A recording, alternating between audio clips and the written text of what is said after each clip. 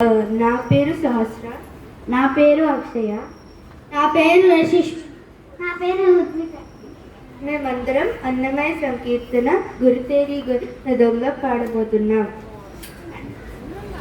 గురుతేరిగిన దొంగ గూగు వీడే గురిలోని దాగినే గూగు. గురుతేరిగిన దొంగ గూగు వీడే గురిలోని దాగినే నెలకాలతో చీని నీలాడగానే కొలని ధరణి దొంగ గూగు. నెలకాలతో చీని నీలాడగానే కొలని దొంగ గూగు. బలువైన ఉట్ల పాలరగించి కొలది మీరిన దొంగ గూగు. బలువైన ఉట్ల పాలరగించి కొలది మీరిన దొంగ గూగు. గురుతేరిగిన దొంగ గూగు వీడే గురిలోని దాగిని గూగు. వీడే గురిలోని దాగిని గూగు. చల్లమ్మంగ చనుకట్టు దొడికిని ఒల్లే తలను దొంగ గూగు. చల్లమ్మంగ చనుకట్టు దొడికిని ఒల్లే తలను దొంగ గూగు. ఇల్లు తప్పక ఇందరి పాలిండు కొల్లాలాడిన దొంగ గూగు. ఇల్లు తప్పక ఇందరి పాలిండు కొల్లాలాడిన దొంగ గూగు. గురుతేరిగిన దొంగ గూగు వీడే గురిలోని దాగిని గూగు. వీడే గురిలోని దాగిని గూగు. రావు కొన్న దొంగ తగిలి పట్టుండిదే గోవులలో దొంగ గూగు. తావు కొన్న దొంగ తగిలి పట్టుండిదే గోవులలో దొంగ గూగు. శ్రీ వెంకటాగిరి చెరువుండో ఏమో కోవి దూడకు దొంగ గూగు. శ్రీ వెంకటాగిరి చెరువుండో ఏమో కోవి దూడకు దొంగ గూగు. గురుతేరిగిన దొంగ గూగు వీడే గురిలోని దాగిని గూగు. వీడే గురిలోని దాగిని గూగు.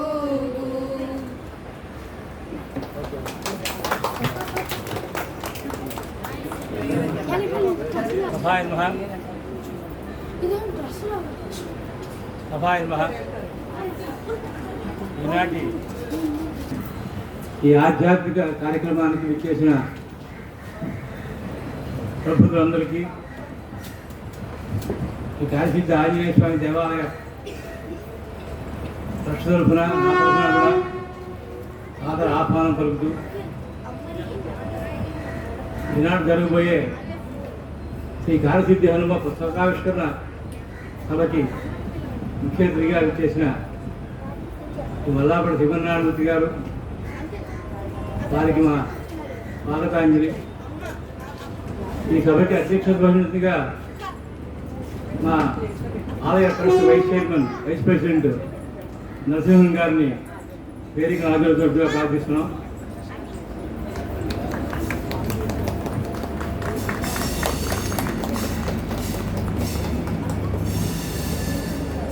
ఈనాటి సభకి ముఖ్యమైనటువంటి మల్లాపడి శివనారాయణమూర్తి గారిని సాదర స్వాగతం పలుకుతూ వారిని కూడా వేదిక అలంకరించగా ప్రార్థిస్తున్నాం.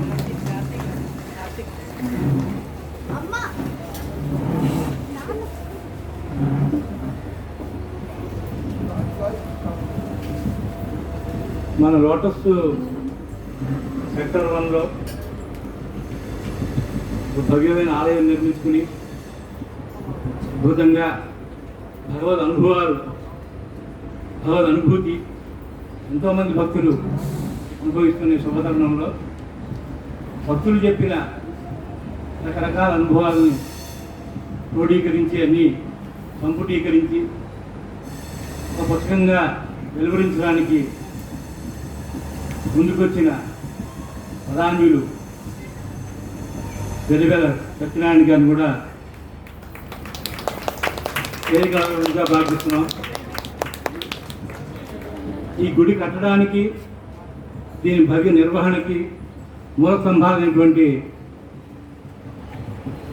ప్రముఖుల్లో మా నరసింహ గారు కాకుండా రఘురామరాజు గారు, మన మనోహర్ గారు, అలాగే మురళీకృష్ణ గారు, సాయిరెడ్డి గారు మీరు ప్రముఖమైన పాత్ర వహించారు. వారిని కూడా వేదిక నలుగురిగా ప్రార్థిస్తున్నాను.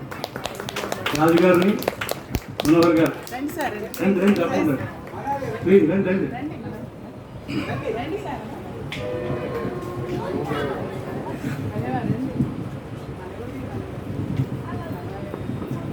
ఎంతో వ్యయోపయాసాలకు వచ్చి మనం ఈ భవ్యమైన ఆలయ నిర్మాణం చేసుకున్నందుకు కృతజ్ఞతాపూర్వక సదస్సుగా భావించి అందరం సాయిరెడ్డి గారు మా ట్రస్ట్ ప్రెసిడెంట్ గారు, ఆయన అమెరికా వెళ్ళిన సందర్భంలో ఆయన రాలేకపోయారు.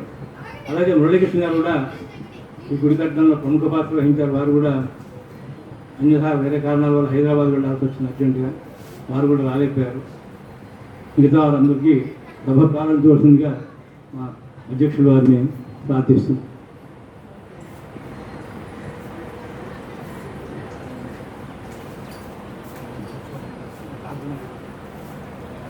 ముందుగా ప్రార్థనా గీతంతో మన ఈ సభను ప్రారంభిద్దామని ఆశ.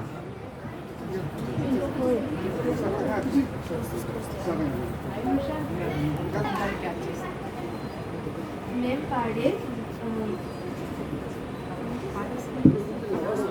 వినిపిస్తుంది చెప్పు. పాడే 200 సంకీర్తన శరణు శరణు వేద శాస్త్రం. శరణు శరణు వేద శాస్త్ర నిపుణ నీకు అరుదైన రామ కార్య పురందరా. శరణు శరణు వేద శాస్త్ర నిపుణ నీకు అరుదైన రామ కార్య దురందరా. శరణు శరణు వేద శాస్త్ర నిపుణ నీకు హనుమంతరాయ అంజనాతనయ ధనవాయుసుత దివ్య కామరూప. హనుమంతరాయ అంజనాతనయ ధనవాయుసుత దివ్య కామరూప. అనుపమలంకాదహనవాతిలంగణ గణసురనుత కలసాపుర నివాస. అనుపమలంకాదహనవాతిలంగణ గణసురనుత కలసాపుర నివాస. శరణు శరణు వేద శాస్త్ర నిపుణ నీకు అరుదైన రామ కార్య దురందరా.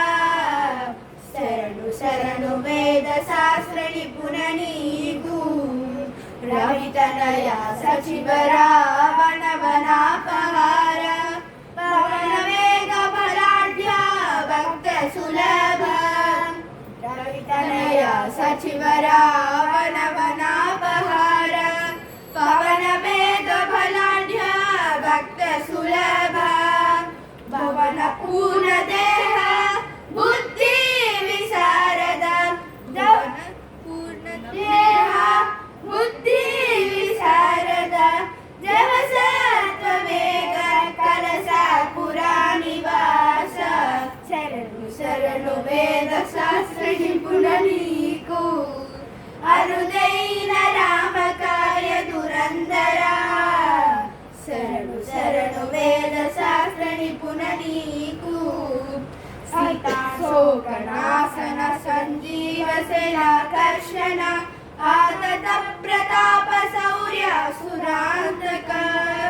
సీతాశోకనాశన సంజీవ శైలాకర్షణ.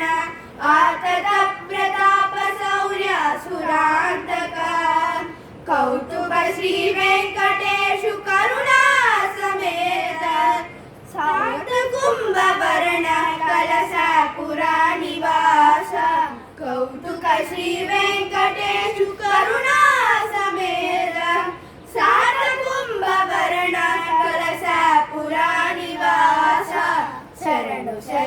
వేద శాస్త్ర నిపుణ నీకు అరుదైన రామ కార్య దురంధరా శరణు శరణు వేద శాస్త్ర నిపుణ నీకు.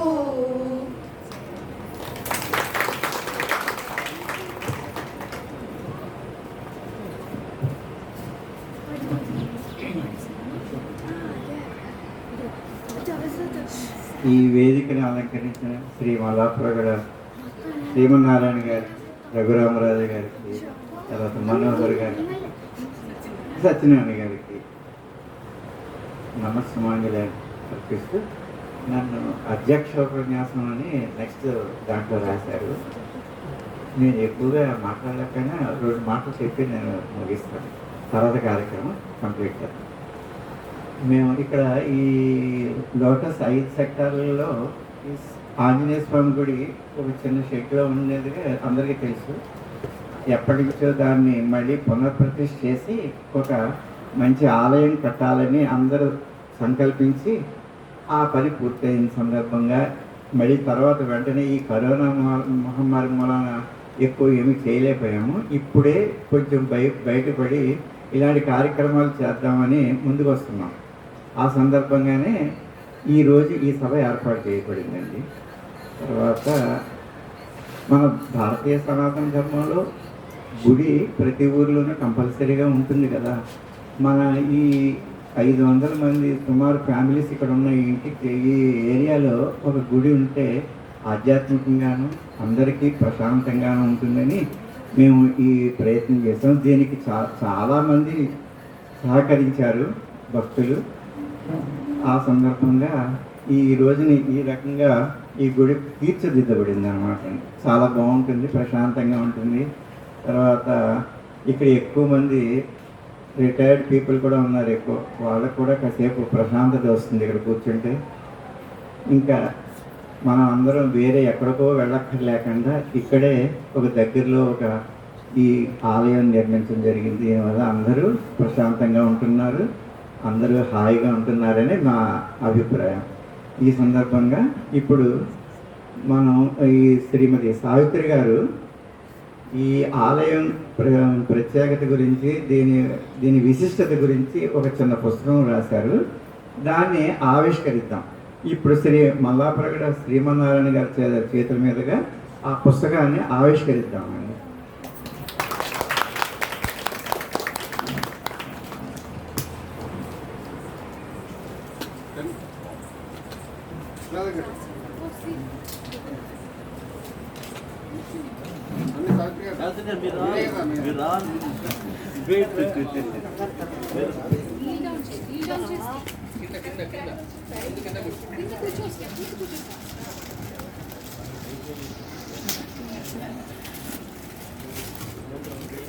ఇక్కడ అందరూ అడ్డంగా నుంచుంటే వాళ్ళకి ఏం కనపడద్దు.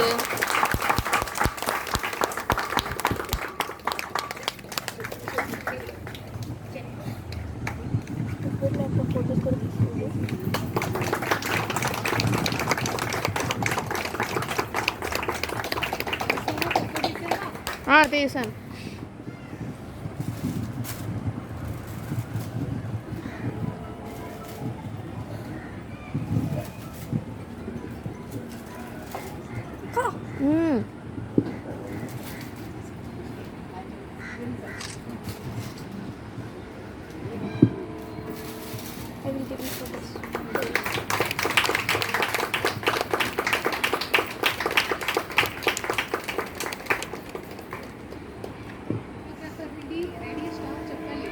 Yes.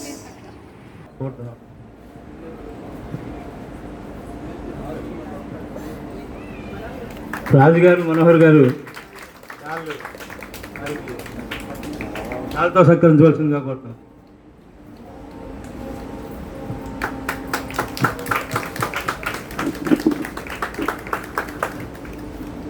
ఇదే సందర్భంలో ఒక చిన్న పురస్కారం, మొమెంటో ఫర్ ది అకేషన్, దీనికి జ్ఞాపికగా తిరు కానుకను సమర్పిస్తున్నాం. దంపతి సమేతంగా చెప్పామండి. దయచేసి దాన్ని ఒక్క నిమిషం. మీరు ఆయనకి ఇటంబ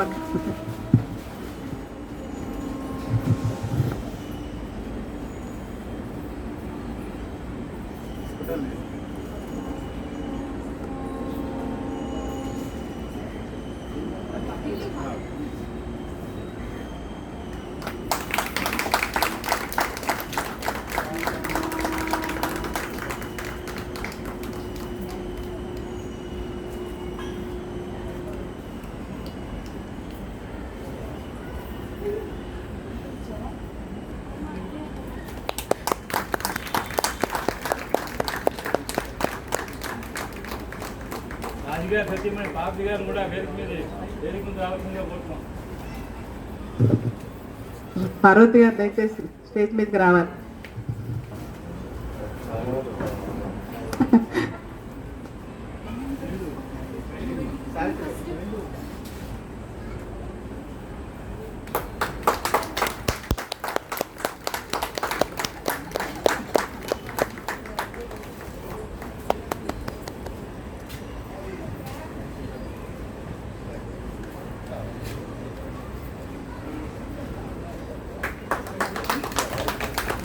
మనోహర్ గారిని నా సత్యమణి కూడా ఆహ్వానిస్తున్నాం.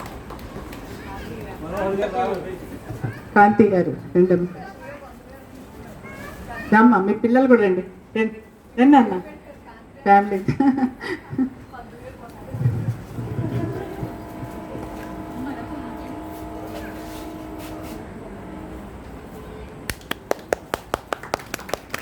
యంగ్ వయసులో చిన్న వయసులో దాని వాడు గొప్ప విషయం.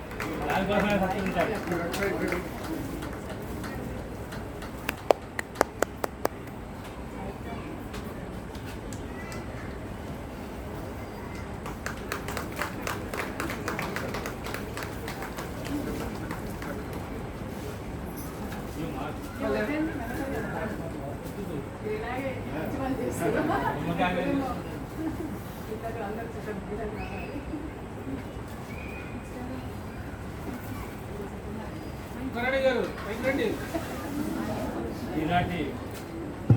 ఈనాటి సభకి కారకులు, ఈ పుస్తకావిష్కరణకి ప్రముఖ పాత్ర వహించి దాన్ని పూర్తిగా స్పాన్సర్ చేసినటువంటి మన వెలివేల సత్యనారాయణ గారు, ఇదివరకు Indian Express journalist plus journalist association vice president గారు, స్టేట్ అసోసియేషన్కి వారు చాలా భగవంతుడి మీద భక్తితోటి చాలా ఉదారంగా ముందుకొచ్చి ఇలాంటి పుస్తకాన్ని పబ్లిష్ చేయడానికి ముందుకు రావడం చాలా గొప్ప విశేషం. ఎందుకంటే పూర్తిగా ఊరికే ఏదో మహిమలు వాళ్ళు వీళ్ళకి అనుభవాలు చెప్పిన వాటిని క్రోడీకరించిన పుస్తకం అంతే తప్ప దాంట్లో ఏదైనా కావ్య వైశిష్ట్యం అలాంటివి ఏం లేవు.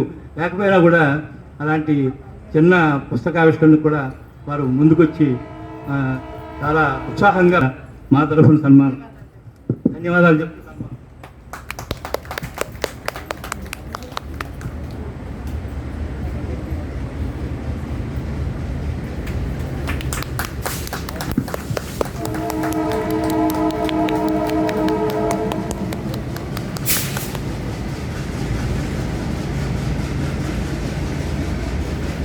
శ్రీమతి సావిత్రి గారు వారి యొక్క అనుభవాలు సంబంధించిన పుస్తకం రిలీజ్ చేసిన గురించి. నమస్కారం అండి. అసలు నేనేం పుస్తకాలు ఎప్పుడు రాయలేదు, రాయాలని ఆలోచన కూడా రాలేదు. అంటే ఈ గుడి మహత్యాలు మహిమలు అందరికీ చెప్తూ ఉంటాను అనమాట. ఎవరికి అనిపిస్తే వాళ్ళకి ఇలా జరిగింది అలా జరిగిందని చెప్పడం నాకు అలవాటు అయిపోయింది. ఇలా విని విని మా అమ్మాయి అంది ఒకసారి, ఇదేదో పుస్తకాల్లో రాస్తే అందరూ చదువుతారు కదా, మన గుడి గురించి అందరికీ తెలుస్తుంది కదమ్మా అంది. తనిచ్చిన సలహా అనేది ముందు రాశాను. నిజంగానే నేను ముందు వాయిస్ మెసేజ్ లాగా ఒకటి తయారు చేసి అందరికీ యూట్యూబ్లో మన వాట్సాప్లో పంపించా ఫ్రెండ్స్ అందరికీ చెప్తున్నట్లే. బాగుందని అందరూ అనేప్పటికీ ఇది రాస్తే బాగుంటుందన్నారు. రాసి ఉంచి 2020లోనే అయింది. కానీ అది ప్రింట్ చేయించడానికి ఎందుకో కుదరలా. రాఘవేంద్ర పబ్లిషర్స్ వచ్చారు, వెళ్ళిపోయారు. తర్వాత మన శ్రీదేవి గారు తీసుకొచ్చారు, కానీ అవ్వలేదు. అది విచిత్రంగానే మొన్న పవిత్రోత్సవాలు స్వామి యానివర్సరీ రోజున గుడి ముందు అనుకోకుండా సత్యనారాయణ దంపతులు రావడం, వాళ్ళిద్దరూ ఏందో మాటల్లో రావడంలో వాళ్ళు వెంటనే మేము ప్రింట్ చేస్తా ఉన్నాం స్వామి సంకల్పంగా భావించి ఇంకా వాళ్ళతో చేయించుకున్నాడు అన్నమాట స్వామి ఆ పుణ్యకార్యం, ఆ పుణ్య దంపతుల వారు. అది నిజంగా నాకు చాలా ఆశ్చర్యం వేసింది. అన్ని స్వామి మహత్యాలే, అందులో రాసినవన్నీ భక్తుల అనుభవాలంటే నాకు చెప్పినవి, నాకు జరిగినవి స్వయంగా. అంటే ఇది గుడితో నాకున్న సంబంధం ఏంటని అనుకుంటే మీరందరికీ మరి 2010లో మేము ఇక్కడికి వచ్చాము.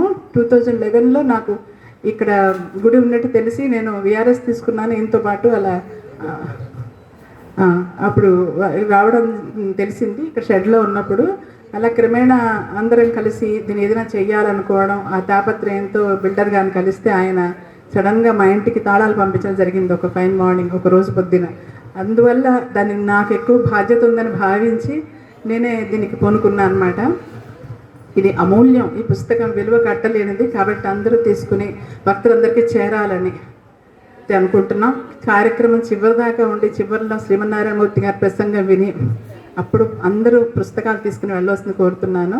ఈ పుస్తకానికి జయగంట రాసిన మా గురువుగారు మల్లాప్రెడ్డి మధురభారతి మల్లాప్రెడ్డి శ్రీమన్నారాయణ గారికి నేను ఏం చేసినా రుణం తీర్చుకోలేనమాట. ఎందుకంటే నేను అసలు సామాన్యురాలని, ఏమీ తెలియని దాన్ని. అసలు తెలుగులో కూడా ఆయన ఎంత కష్టపడ్డారంటే ఆ పుస్తకం ప్రింటింగ్ దానికి. నేను 4 రోజులు కూర్చుంటే నాకంటే 4 రోజులు ఆయన ఇంట్లో కూర్చుని ఎన్ని కరెక్షన్స్ చేసి పుస్తకం పర్ఫెక్ట్గా ఉండాలమ్మా అని. ఇంత నాకు ఏ జన్మలో నిజంగా ఏం చేస్తానో ఆయన రుణం తీర్చుకోలేను నేను. ఆ దంపతులకి మాత్రం నేను రుణం తీర్చుకోలేను. భగవంతుడే ఇదంతా. వారు పరిచయం అవ్వడం కానీ మా గౌరీనాథ్ గారి వల్ల వారు పరిచయం అయ్యారు. అది ఎప్పుడు తలుచుకుంటాం మేము నిరంతరం. అటువంటి మహానుభావులు పరిచయం అవడం, ఆయన నా పుస్తకాన్ని కరెక్ట్ చేసి ఒక మంచి రూపు తీసుకొచ్చారు. అలాగే సత్యనారాయణ గారి సలహాలు, ఆ పుస్తకం ఎలా ప్రింట్ చేయించాలనేది వారి సలహాలు. ఎంతో బాగా జరిగిందండి. ఇది ఇంత చక్కగా ఆవిష్కరణ జరుగుతుందని నేను అనుకోలేదు, ఇంత బాగా జరుగుతుందని. చాలా ఏదో చిన్న పుస్తకాల్లో వేసి అందరికీ ఇద్దాం అనుకున్నాను. ఇంత వైభవంగా జరగడానికి కారణం వాడే. ఇలా చేద్దామండి అని సలహా ఆయనే చెప్పారు. ఒక ముఖ్య అతిథిని పిలుద్దామండి, మా వారే గుర్తొచ్చారు శ్రీమన్నారాయణ గారు. మీకు అందరికీ కూడా ఇందులో అందరి అనుభవాలు ఉన్నాయి. ఇక్కడికి వచ్చిన వాళ్ళు దాదాపు చాలామంది అనుభవాలు ఉన్నాయి అందులో. అది చదివి అందరూ ఆ పుస్తకం చివరిలో తీసుకుని వెళ్ళవలసింది కోరుతున్నానండి. ఎందుకంటే నేను అందరికీ సెలవు. నమస్కారం.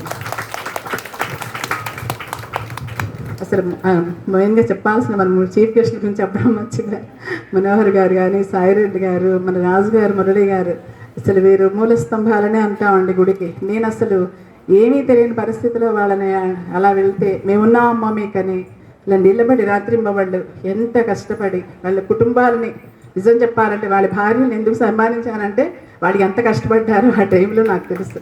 మొత్తం కుటుంబం అంతా పాపం దాదాపు 5-6 నెలలు శ్రమపడ్డారు.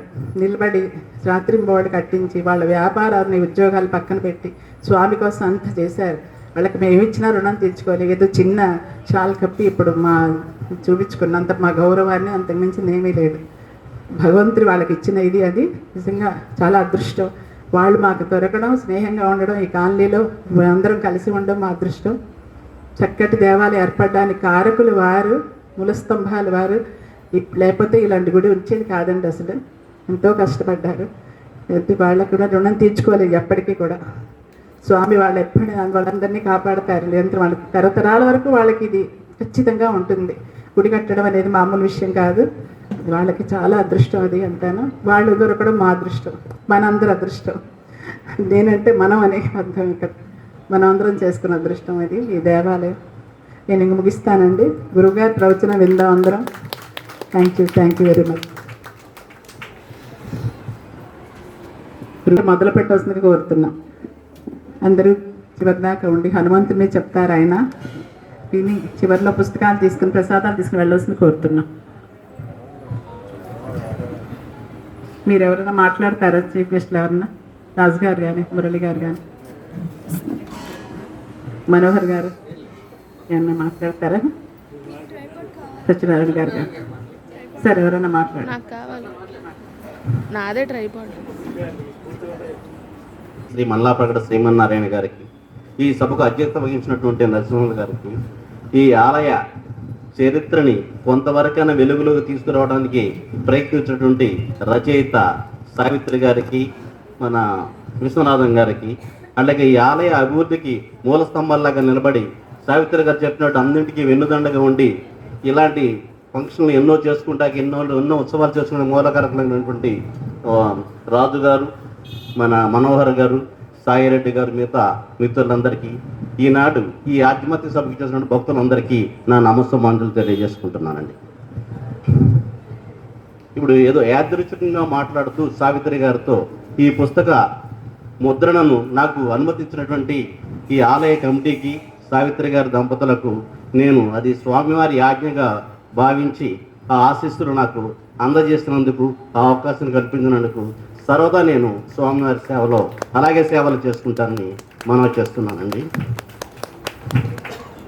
అట్లాగే ఈ పుస్తకాన్ని ముద్రించాలని నేను అనుకున్న వెంటనే మా భార్యాభర్తలిద్దరూ కూడా కలిసి మా బృందావన్ అపార్ట్మెంట్లో నివసిస్తున్నటువంటి AP Printers, it is a big press పత్రిక ప్రచురణ రంగంలో చాలా పెద్దది. ఇలాంటి చిన్న పుస్తకాలు వేయడానికి వాళ్ళకి అసలు అవకాశం కూడా ఉండదు.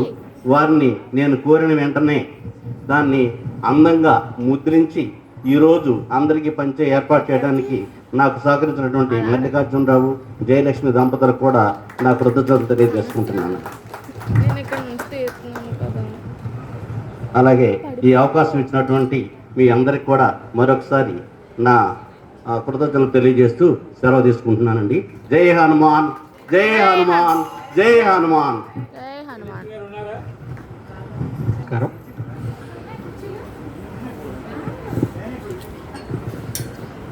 ఈ పర్వదినాన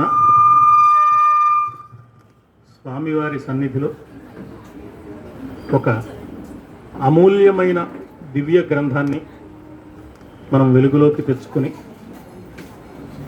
ఈ ఆనందాన్ని 10 మందితో పంచుకునే శుభ సందర్భంలో మాట్లాడబోయే ముందు స్వామివారు నిర్దేశించిన ఒక కర్తవ్యం నాకున్నది. ఆ కర్తవ్యాన్ని నిర్వర్తించిన తరువాత 4 మాటలు, నా భావాలు మీ అందరితో పంచుకునే ప్రయత్నం చేస్తానని మనవి చేస్తూ ఆ కర్తవ్యాన్ని నిర్వర్తించడానికి మా సహధర్మచారిని వేదిక మీదకి రావాల్సిందిగా కోరుతున్నాను.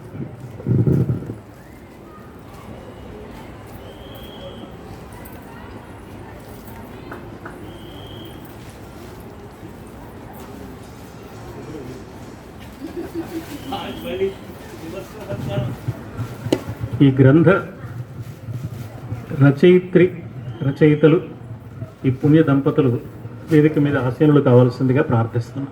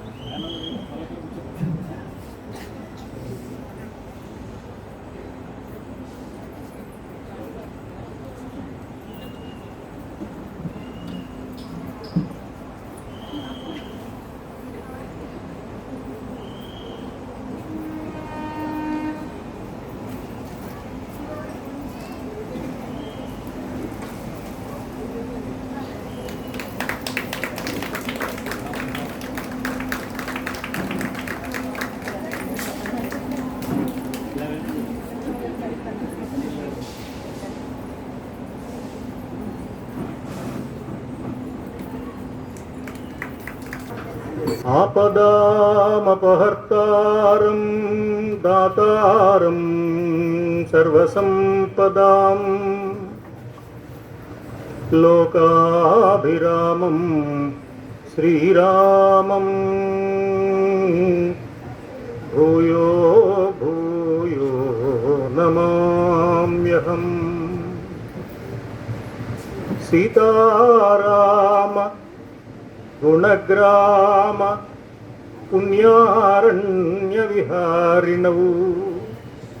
సీతారామ గుణగ్రామ పుణ్యారణ్య విహారిణౌ.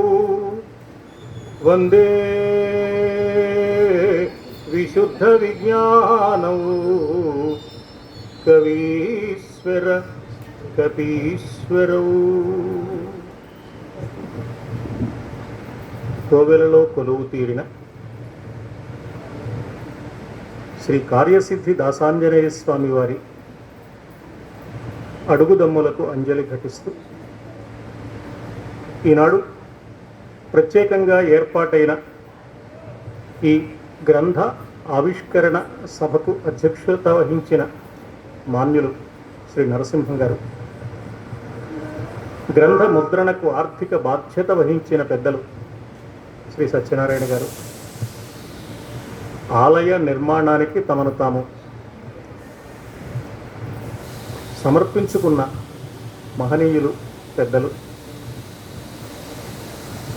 గ్రంథాన్ని రచించి దాసాంజనేయ స్వామి వారి దివ్య వైభవాన్ని మనందరికీ అక్షర రూపంలో పంచిన శ్రీమతి సావిత్రి గారు, శ్రీ విశ్వనాథం గారు, సభలో సమావిష్టులైన పెద్దలు, సంగీత విశేషజ్ఞులైన మహనీయులు సద్గురు సంగీత సభ కార్యదర్శి పెద్దలు శ్రీ గౌరీనాథ్ గారు, తదితరులైన పెద్దలు అందరికీ ముందుగా నా నమస్కారం.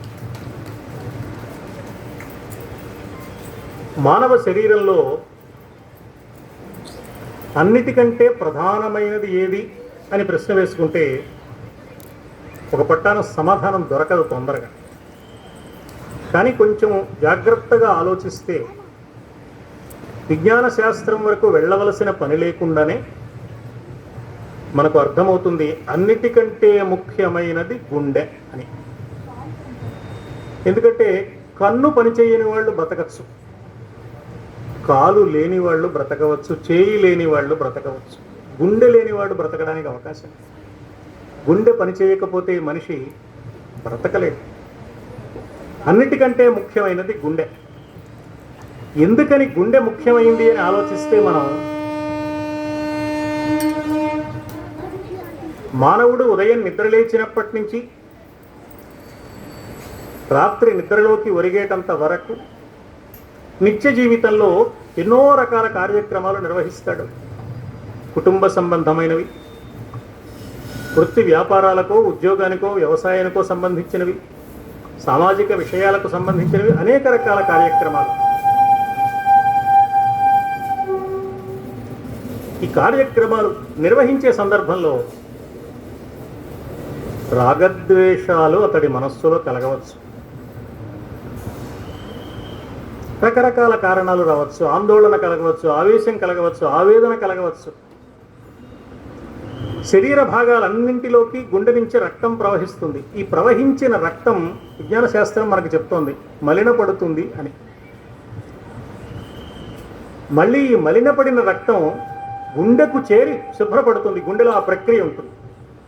ఈ శుభ్రపడిన రక్తం మళ్ళీ శరీర భాగాల్లోకి ప్రసారం అవుతుంది.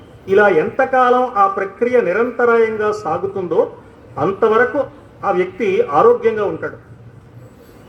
ఈ ప్రక్రియలో ఏదైనా తేడా వస్తే ఆరోగ్య వ్యవస్థ దెబ్బతింటుంది. మన జీవితాల్లో అనుభవంలో ఉన్న విషయం. వ్యక్తికి గుండెకాయ ఎంత ముఖ్యమో ఊరికి గుడి అంత ముఖ్యం. ఊరికి గుండెకాయ గుడి. ఎందుకని శరీరంలో రక్తం ప్రవహిస్తూ ప్రవహిస్తూ మలినపడితే గుండెకు మాత్రమే చేరినప్పుడు శుభ్రపడినట్లుగా దైనందిన జీవితంలో రాగద్వేషాల వల్ల, అరిషడ్వర్గాల వల్ల, కామక్రోధాల వల్ల, లోభమోహాల వల్ల, మదమాత్సర్యాల వల్ల మలినపడిన మానవుడి మనస్సు ఆలయంలో స్వామివారి సన్నిధానంలో శుభ్రపడే అవకాశం ఉంటుంది. ఒక్క తరం వెనక్కి వెళ్ళి మనం ఈ తరంలో అనేక రకాల కారణాల వల్ల కొంతవరకు లోపిస్తోందేమో అని సందేహం కలుగుతోంది. కానీ ఒక్క తరం వెనక చూస్తే ఉద్యోగం చేసేవారైనా, వృత్తి వ్యాపారాలకు వెళ్ళేవారైనా, వ్యవసాయదారులైనా, ఎవరైనా ఇంటిలో నుంచి బయలుదేరి తమ ఉద్యోగ రంగానికి వెళ్ళే దారిలో ఊళ్ళో ఉన్న ఏదో ఒక దేవాలయానికి తమ ఇష్టదైవం ప్రకారం కోదండరాముడు కావచ్చు, వేణుగోపాలుడు కావచ్చు, విశ్వేశ్వరుడు కావచ్చు, ఆ దేవాలయంలో స్వామివారికి నమస్కారం చేసుకుని వెళ్ళేవారు. ఆనాటికి ఉద్యోగ బాధ్యతలన్నీ అయిపోయిన తర్వాత సాయంత్రం ఇంటికి వచ్చిన తర్వాత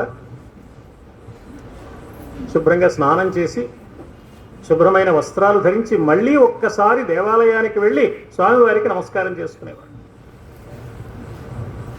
మనకేదైనా ముఖ్యమైన పని ఉంటే ఏ ఎమ్మెల్యే గారితోనో ఎంపీ గారితోనో మనం ఏం చేస్తామంటే వీలైనంత వరకు మనకు పరిచయస్తులైన ఎమ్మెల్యే గారు ఎంపీ గారు ఎవరున్నారని చూస్తాం. ఎలా ఏర్పడింది వారితో పరిచయం? మనకు అవసరమైనప్పుడు పరిచయం చేసుకోవడం కాక ప్రారంభం నుంచి ప్రతిరోజు ఒకసారి వారిని పలకరించడం, ప్రతిరోజు గుడ్ మార్నింగ్ చెప్పడం, వారు ఎక్కడ కలిసినా మర్యాదగా పలకరించడం, వారి ఇంట్లో ఏ మంచి కార్యక్రమం జరిగినా మనం వెళ్ళడం, మన ఇంట్లో ఏదైనా కార్యక్రమం జరిగితే వారిని వారితో ఒక అనుబంధాన్ని ఏర్పాటు చేసుకుంటాం.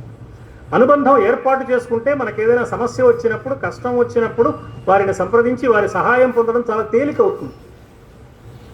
దైవం నుంచి మనం సహాయం పొందాలి అంటే దైవంతో ఒక అనుబంధాన్ని ఏర్పాటు చేసుకోవాలి.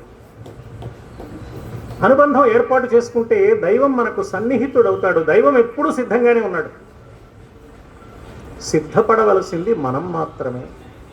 అలా సిద్ధపడాలి అంటే గుండెకు చేరి మలిన రక్తం శుభ్రపడే ఏర్పాటు శరీరంలో జరిగినట్లుగా దేవాలయానికి వెళ్ళి మనం మన మాలిన్యాన్ని ప్రక్షాళనం చేసుకుని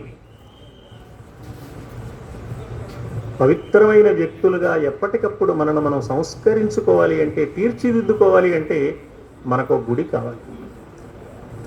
మన దగ్గరలో గుడి ఉంటే మంచిదే, లేకపోతే ఉన్న గుడి శిథిలావస్థలో ఉంటే, సర్వాంగ సుందరంగా అనిపించకపోతే, ధూపదీప నైవేద్యాది ప్రక్రియలు సక్రమంగా నిర్వహించబడకపోతే ఆ దేవాలయాన్ని సముద్ధరించడం చాలా గొప్ప కర్తవ్యం. భారతీయ సంస్కృతి శంఖారావాన్ని విదేశాలలో సింహగర్జన చేసిన మహానుభావుడు వివేకానంద స్వామి గొప్ప మాట అన్నాడు. భారతదేశంలో ఎవరూ కొత్త దేవాలయాలు నిర్మించవలసిన అవసరం లేదు. ఇప్పటికే ఎన్నో దేవాలయాలు నిర్మించబడి ఉన్నాయి. వాటిలో చాలా దేవాలయాలు శిథిలావస్థలో ఉన్నాయి. శిథిలావస్థలో ఉన్న దేవాలయాలను పునరుద్ధరించుకుని నిత్య అర్చనలు జరిగే ఏర్పాటు చేసుకుని స్వామి కరుణను ఆ దేవాలయం నుంచి మనం స్వీకరించే అవకాశాన్ని సద్వినియోగం చేసుకోవాలి. ఇది మానవుల కర్తవ్యం అన్నాడు స్వామి వివేకానంద. ఈ పక్కన ఒక చిన్న రేకుల షెడ్డులో మరి దేవాలయం ఉన్నది అనే స్ఫురణ కూడా కలగడానికి వీలు లేని తీరులో ఈ ఆలయం ఉంటే, ఇంత ప్రశాంతమైన వాతావరణాన్ని ఏర్పరిచి ఒక చక్కని దేవాలయాన్ని నిర్మించుకోవటం అనేది మామూలు విషయం కాదు. దేవాలయ నిర్మాణానికి ముఖ్యంగా ఆర్థిక వనరులు కావాలి. వాటితో పాటుగా సంఘీభావం కావాలి, సహకారం కావాలి. సర్వసాధారణంగా ఎవరైనా మంచి పని ప్రారంభించగానే తప్పకుండా కొన్ని విఘ్నాలు వస్తాయి. వ్యాస మహర్షి విష్ణు పురాణంలో అన్నారు, శ్రేయాంసి బహు విఘ్నాని. మంచి పనికి చాలా రకాల విఘ్నాలు వస్తాయి, చాలా విఘ్నాలు వస్తాయి అన్నారు. సంస్కృత భాషలో చెప్పారు ఆయన. శ్రేయాంసి అంటే మంచి పనులు చేసే సందర్భంలో, విఘ్నాని అంటే అనేక విఘ్నాలు అనేది బహువచనమే. అది చాలక బహు విఘ్నాని అన్నారు వ్యాసుల వారు. అంటే ఒకటో రెండో విఘ్నాలు కాదు, అసలు మనం చెయ్యగలమా లేదా, మనం తట్టుకోలేం, మన వల్ల కాదు, ఏదో చేద్దాం అనుకున్నాం కానీ ఇక వదిలేద్దాం అనే భావం కలగడానికి వీలైనంత బలమైన విఘ్నాలు, అన్ని ఎక్కువ విఘ్నాలు వస్తాయి అని ఉద్దేశం అన్నమాట. మరి ఒక దేవాలయ నిర్మాణం చేయడం, ఆస్తిక్య భావాన్ని, భక్తి భావాన్ని 10 మందికి పంచడం, తమలో పెంచుకోవడం, మానవ జీవితానికి ఏమిటయ్యా లక్ష్యం అంటే రెండే. పని చెయ్యడం ఒకటి, పని చేసినందువల్ల వచ్చిన ఫలితాన్ని పంచేయడం ఒకటి. పని చేయడం, పంచేయడం రెండే పనులు మనం. ఏ మానవుడు పని చేయడానికి సిద్ధంగా లేడో, చేసిన పని ఫలితాన్ని 10 మందికి పంచడానికి సిద్ధంగా లేడో, అతడు 2 కాళ్ల పశువు అన్నాడు భర్తృహరి. మానవుడు తాను కష్టపడాలి, కర్తవ్య నిర్వహణ చేయాలి, సత్కార్యాలు నిర్వహించాలి, సత్ఫలితాలు సాధించాలి, సాధించిన ఫలితాన్ని 10 మందికి పంచాలి. మనందరి పక్షాన ప్రతినిధిగా అర్చక స్వామి వారు ఒక్కరే అర్చన చేస్తారు, కానీ ప్రసాదం మనందరికీ పంచుతారు. ఈ దేవాలయ నిర్మాణం ఒక అద్వితీయమైన అర్చన అనుకుంటే 9 10 మందో కష్టపడ్డారు, కానీ ఆ పుణ్య ఫలాన్ని, ఆ భగవత్ ప్రసాదాన్ని, ఆ కార్యసిద్ధిని కలిగించే దాసాంజనేయ స్వామి వారి దివ్య లీలా మహిమ వైభవ విశేషాలను అనుభవించే అవకాశాన్ని అందరికీ పంచారు. ఎంతమంది ఆ అనుభవాలు పొందారో, ఎంతెంతమంది ప్రయోజనాలు పొందారో ఆశ్చర్యకరంగా ఇక జరగవు అనుకున్న పనులు ఎలా జరిగాయో, ఇక నయం కావు అనుకున్న వ్యాధులు ఎలా నయమయ్యాయో, అసాధ్యాలు ఎలా సుసాధ్యమయ్యాయో, అవలీలగా ఆ పనులు ఎలా జరిగాయో ఆశ్చర్యం కలుగుతుంది మనకు. అవన్నీ కొన్నాళ్ళు చెప్పుకుంటాం, మరచిపోతాం. రాబోయే తరానికి అవి తెలియాలి. ఎందుకు ఈ లోటస్ ల్యాండ్ మార్క్లో ఒక దేవాలయం ఏర్పడింది, ఆ దేవాలయం ఎలా ఏర్పడింది, ఎవరి కృషి ఫలితంగా ఏర్పడింది, కృషి చేసిన వారికి అలసట మాత్రమే మిగిలిందా, అనంతమైన దివ్య ఫలం దక్కిందా అనేది తరువాతి తరానికి తెలియవలసిన అవసరం ఉన్నది. కాబట్టి ఆలయ చరిత్రను, ఆలయ నిర్మాణ చరిత్రను, నిర్మాణం అయిన తర్వాత ఆలయం నుంచి ప్రసారమవుతున్న స్వామివారి దివ్యలీల వైభవ విశేష కిరణ సముదాయాన్ని అక్షర రూపంలో లోకానికి అందించడం అనేది చాలా పవిత్రమైన బాధ్యత. ఆ పవిత్రమైన బాధ్యతను స్వీకరించి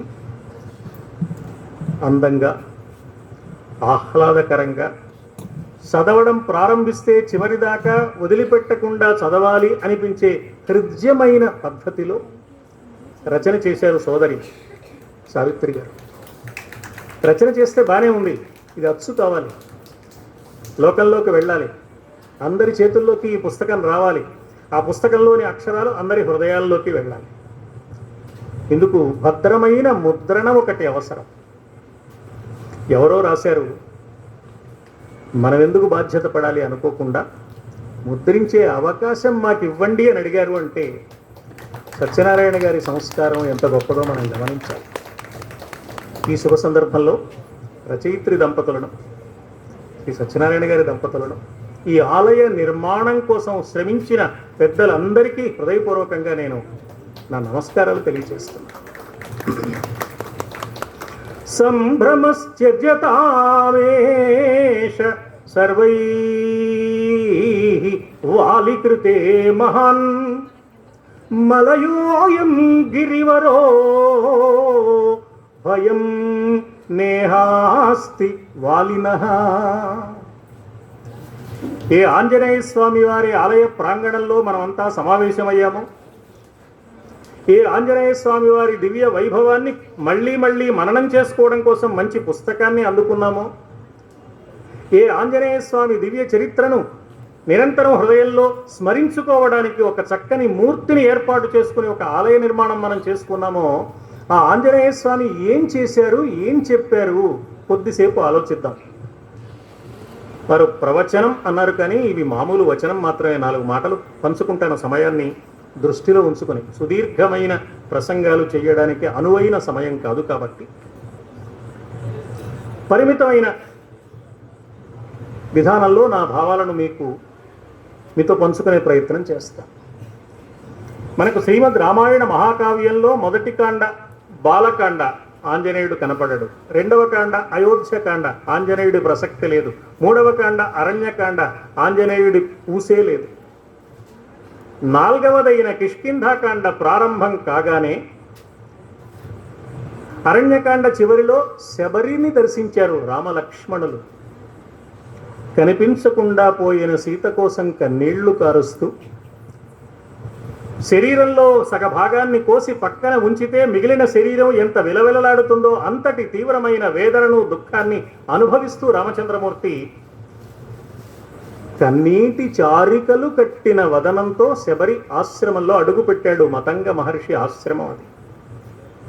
గురువుగారైన మతంగ మహర్షి ఇచ్చిన నిర్దేశం ప్రకారం ఆశ్రమానికి కావలసిన అన్ని సేవలు అందిస్తోంది. ముదివగ్గు అయిపోయి జవసత్వాలు ఉడిగిన శబరి.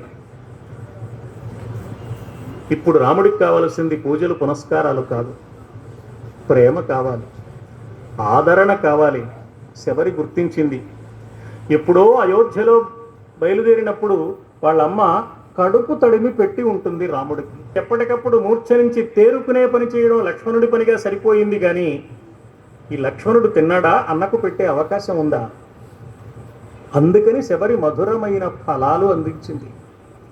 అవి ఒట్టి పండ్లు కాదు, ఇంతవరకు శబరి చేసిన తప ఫలాలు అవి.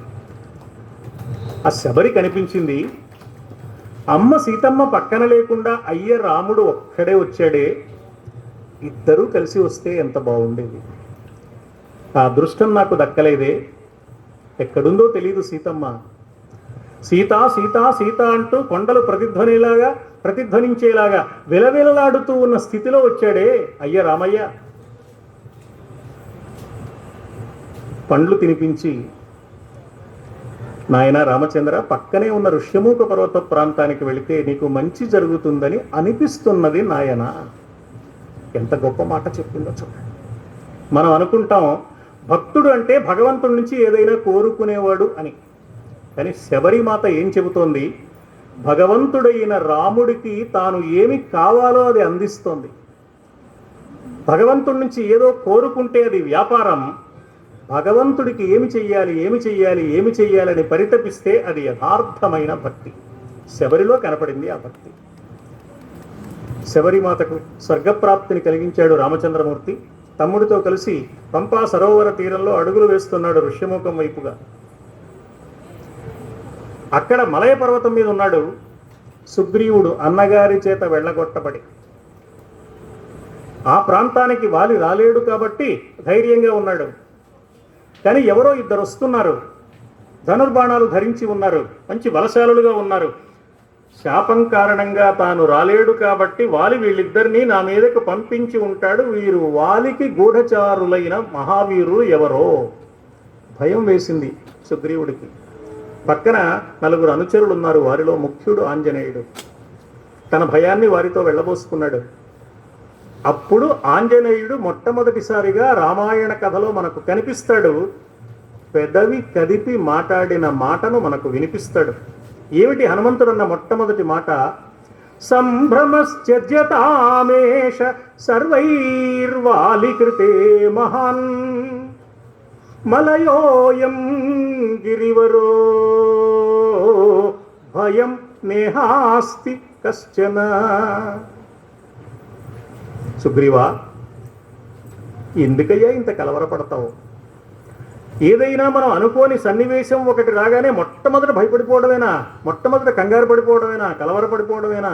క్షణకాలం పాటు నిదానంగా ఆలోచిస్తే మనం భయపడే సన్నివేశాలలో 199 మనం అనవసరంగా భయపడుతున్నాం అనే విషయం తెలుస్తుంది. అవసరంగా భయపడేది అందులో ఒకటే ఉంటుంది. 99 మనం అనవసరంగా భయపడుతూ ఉంటాం. పైగా ఈ భయపడ్డాన్ని, కంగారు పడ్డాన్ని సమర్థించుకుంటూ ఉంటాం. ఆ మాత్రం భయంగా ఉండదా ఏమిటి? ఉంటుంది, వీడికి ఎప్పుడు భయమే ఉంటుంది. ఆంజనేయుడన్న మొట్టమొదటి మాట భయం నేహాస్తి. భయం వద్దు, భయం వద్దు.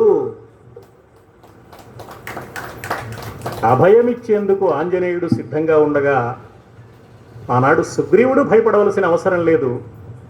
ఈనాడు మనం కూడా భయపడవలసిన అవసరం. ఆంజనేయుడు ఎక్కడున్నాడో అని దిగులు పడనక్కర్లేకుండా ఇక్కడే ఉన్నాడు. ఆంజనేయుణ్ణి నమ్మితే, ఆంజనేయుణ్ణి స్మరిస్తే మనకు ఏం వస్తుంది? ఒక పెద్ద జాబితా చెప్పారు. అందులో నిర్భయత్వం, భయం లేకుండా ఉండడం. భయం లేకపోవడం ఎప్పుడు జరుగుతుంది అంటే మనకు 2 లక్షణాలు ఉన్నప్పుడు భయం లేకుండా ఉంటుంది. ఒకటి, మనం ధర్మాన్ని ఆచరించినప్పుడు. 2, మనం దైవాన్ని పరిపూర్ణంగా నమ్మినప్పుడు కాదు, పరిపూర్ణంగా నమ్మినప్పుడు. మనకి దైవం మీద నమ్మకం ఉంది, ఆ నమ్మకానికి నిలకడ లేదు. నిలకడ కలిగిన నమ్మకం కావాలి. కష్టం వచ్చినా, నష్టం వచ్చినా, పరిస్థితులు వ్యతిరేకించిన, ప్రతికూలించిన, దీని చాటున ఒక గొప్ప దైవ ఘటన దాగి ఉన్నది. నేను నమ్మిన దైవం నాకు తప్పకుండా న్యాయమే చేస్తాడు. ఇలా జరగడం దైవ నిర్ణయంలో భాగం. ఇందులో ఏదో నాకు అర్థం కాని, నాకు తెలియని, నా ఊహకు అందని మహత్తర విశేషం ఉన్నదన్న అఖండమైన పరిపూర్ణమైన విశ్వాసం కలిగి ఉండాలి. దైవం మనందరికీ తల్లి లాంటివాడు, తండ్రి లాంటివాడు. ప్రపంచంలో ఏ తల్లి, ఏ తండ్రి తన బిడ్డలకు అన్యాయం చేసే పరిస్థితి ఉండదు. బిడ్డలు తల్లిదండ్రులకు అన్యాయం చేస్తే చేయవచ్చునేమో, కానీ తల్లి లాంటి భగవంతుడు, తండ్రి లాంటి భగవంతుడు మన గురించి తప్పకుండా ఆలోచిస్తాడు. ఈ నమ్మకం కావాలి. ఈ ఈ నమ్మకం నిలకడగా ఉండాలి. మనం అనుకున్న పనులు జరిగితే నమ్మకం, జరగకపోతే నమ్మకం మారిపోవడం, భయపడడం. షిరిడీలో పవర్ తగ్గిపోయిందండి, మంత్రాలయం ట్రై చేద్దాం అనుకుంటా అంటాడు. అంటే షిరిడీలో ఉన్న పవర్ వేరు, మంత్రాలయంలో ఉన్న పవర్ వేరని వీడి ఉద్దేశం. ఇన్ని పవర్లు ఉంటాయా? ఫ్యాన్లోకి వచ్చినా, ఏసీలోకి వచ్చినా, లైట్లోకి వచ్చినా, ఫ్రిడ్జ్లోకి వచ్చినా, టీవీలోకి వచ్చినా ఒకే పవర్ కదా. మంత్రాలయం రాఘవేంద్రుడి రూపంలో ఉన్న, షిరిడి సాయిబాబా రూపంలో ఉన్న, తిరుమలలో వెంకటేశ్వరుడి రూపంలో ఉన్న, ఇక్కడ కార్యసిద్ధి ఆంజనేయుడు రూపంలో ఉన్న రూపాలు వేరు, కానీ ఉన్నది ఒకే ఒక్క పవర్ కదా. ఇది తెలిసిన వాడికి భయం ఉండదు. మనం తెలుసుకోవలసింది ఇది. ఆ ఒకే ఒక్క దైవాన్ని పరిపూర్ణంగా విశ్వసించి ఏ రూపం కావాలంటే ఆ రూపంలో ఆరాధించుకోవచ్చు. ఒకేసారి ఎన్ని రూపాలలో అయినా ఆరాధించుకోవచ్చు, తప్పులేదు. కానీ ఇవన్నీ ఒకే దైవానికి చెందిన వేరువేరు రూపాలు అన్న భావన ఉండాలి. వెంకటేశ్వరుడికి 2 పూలు పెట్టాం, పక్కనున్న వేణుగోపాలుడికి 1 పువ్వే పెడితే వేణుగోపాలుడు కోపం వస్తుందేమో అనుకుంటే వేణుగోపాలుడు మనలాంటి వాడే అవుతాడు, ఆయన దేవుడు కాదు. వెంకటేశ్వరుడికి పెట్టిన 2 పూలు వేణుగోపాలుడికి పెట్టినట్టే. ఈ భావన మనం అవగాహన చేసుకుంటే దైవం అంటే ఏమిటో తెలుస్తుంది. దైవం అంటే ఏమిటో తెలిసిన వాడికి భయపడే అవకాశం ఉండదు. ధర్మం అంటే ఏమిటో తెలిసిన వాడికి దాని వెంట ధైర్యం ఉంటుంది. అందుకని హనుమ అన్న మొట్టమొదటి మాట భయం వద్దు. మానవుడు తన జీవితంలో మొట్టమొదట విడిచిపెట్టవలసిన గుణం భయం. మనకు అన్నింటికీ భయమే.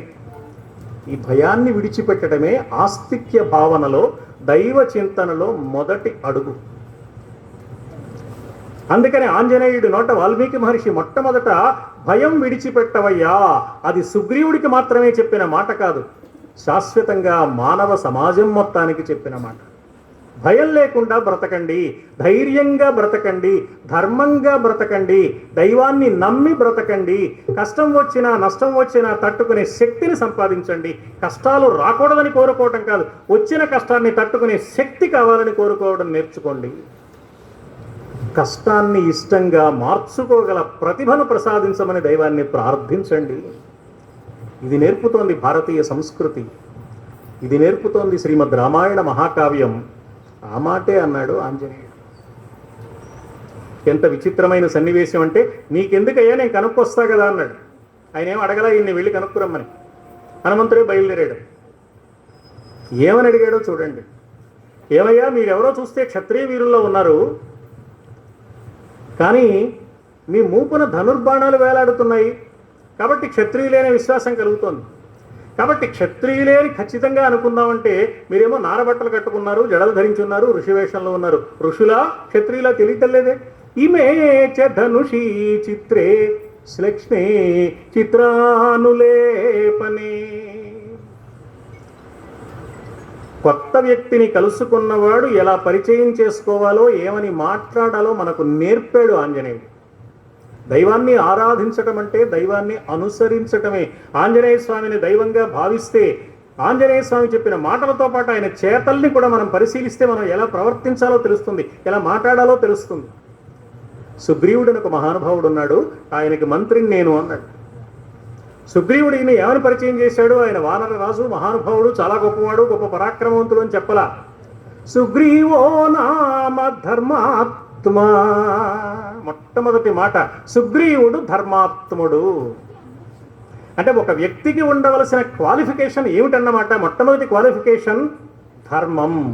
అతడికి పదవి ఉన్నదా లేదా, సంపద ఉన్నదా లేదా, అధికారం ఉన్నదా లేదా, ఐశ్వర్యం ఉన్నదా లేదా, సౌందర్యం ఉన్నదా లేదా, ముఖ్యం కదా, అవన్నీ తర్వాత విషయాలు. మొట్టమొదటి విషయం ధర్మం ఉన్నదా లేదా.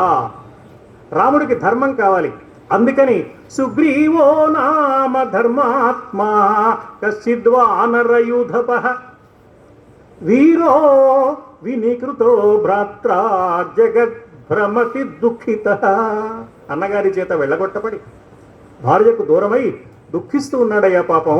ధర్మాత్ముడైనా, వానర రాజైనా, మహానుభావుడైనా. అయితే నా సంగతి నాకెందుకు చెప్పావు అంటాడు కదా రాముడు. అందుకని వెంటనే యువాభ్యాం సహ ధర్మాత్మా సుగ్రీవః సఖ్యమిచ్చతి. మీ ఇద్దరితో స్నేహం చెయ్యాలని మా సుగ్రీవ మహారాజు కోరుకుంటున్నాడు. సుగ్రీవుడు ఆ మాట చెప్పమన్నాడా? అడిగి తెచ్చిపోతున్నాను, వాళ్ళు ఎవరో కనుక్కుంటే బాగుండరా బాబు అనుకుంటున్నాడు. కానీ సుగ్రీవుడు చెప్పని మాట ఒకటి చెప్పాడు ఆంజనేయుడు. ఏ సందర్భంలో ఎవరితో ఎలా పరిచయం చేసుకోవాలి, ఎలా సంభాషణ ప్రారంభించాలి, ఏ మాట ముందు చెప్పాలి. అందుకే అజాడ్యం వాక్పటుత్వం చ హనుమత్ స్మరణాత్ భవేత్. ఎలా మాట్లాడాలో తెలుస్తుంది హనుమంతుడిని చూస్తే. మనకు తెలియడం ఏమిటి? రాముడు అంతటి వాడు అబ్బా ఇతడు ఎవరో కానీ ఎంత బాగా మాట్లాడుతున్నాడు తమ్ముడు అన్నాడు. హనుమంతుడి మాట మొట్టమొదటిసారి వినగానే నాన్ ఋగ్వేద వినీతస్య నా యజుర్వేదధారిణ. ఇందాక ప్రార్థన అనగానే మా అమ్మాయి తన బృందంతో కలిసి వేదశాస్త్ర నిపుణ అన్నది. వేదం చదువుకుంటే సరిపోదు, హృదయము వేదమయం కావాలి. హృదయం వేదమయమైన వాడి వాక్కు వేదమయమవుతుంది.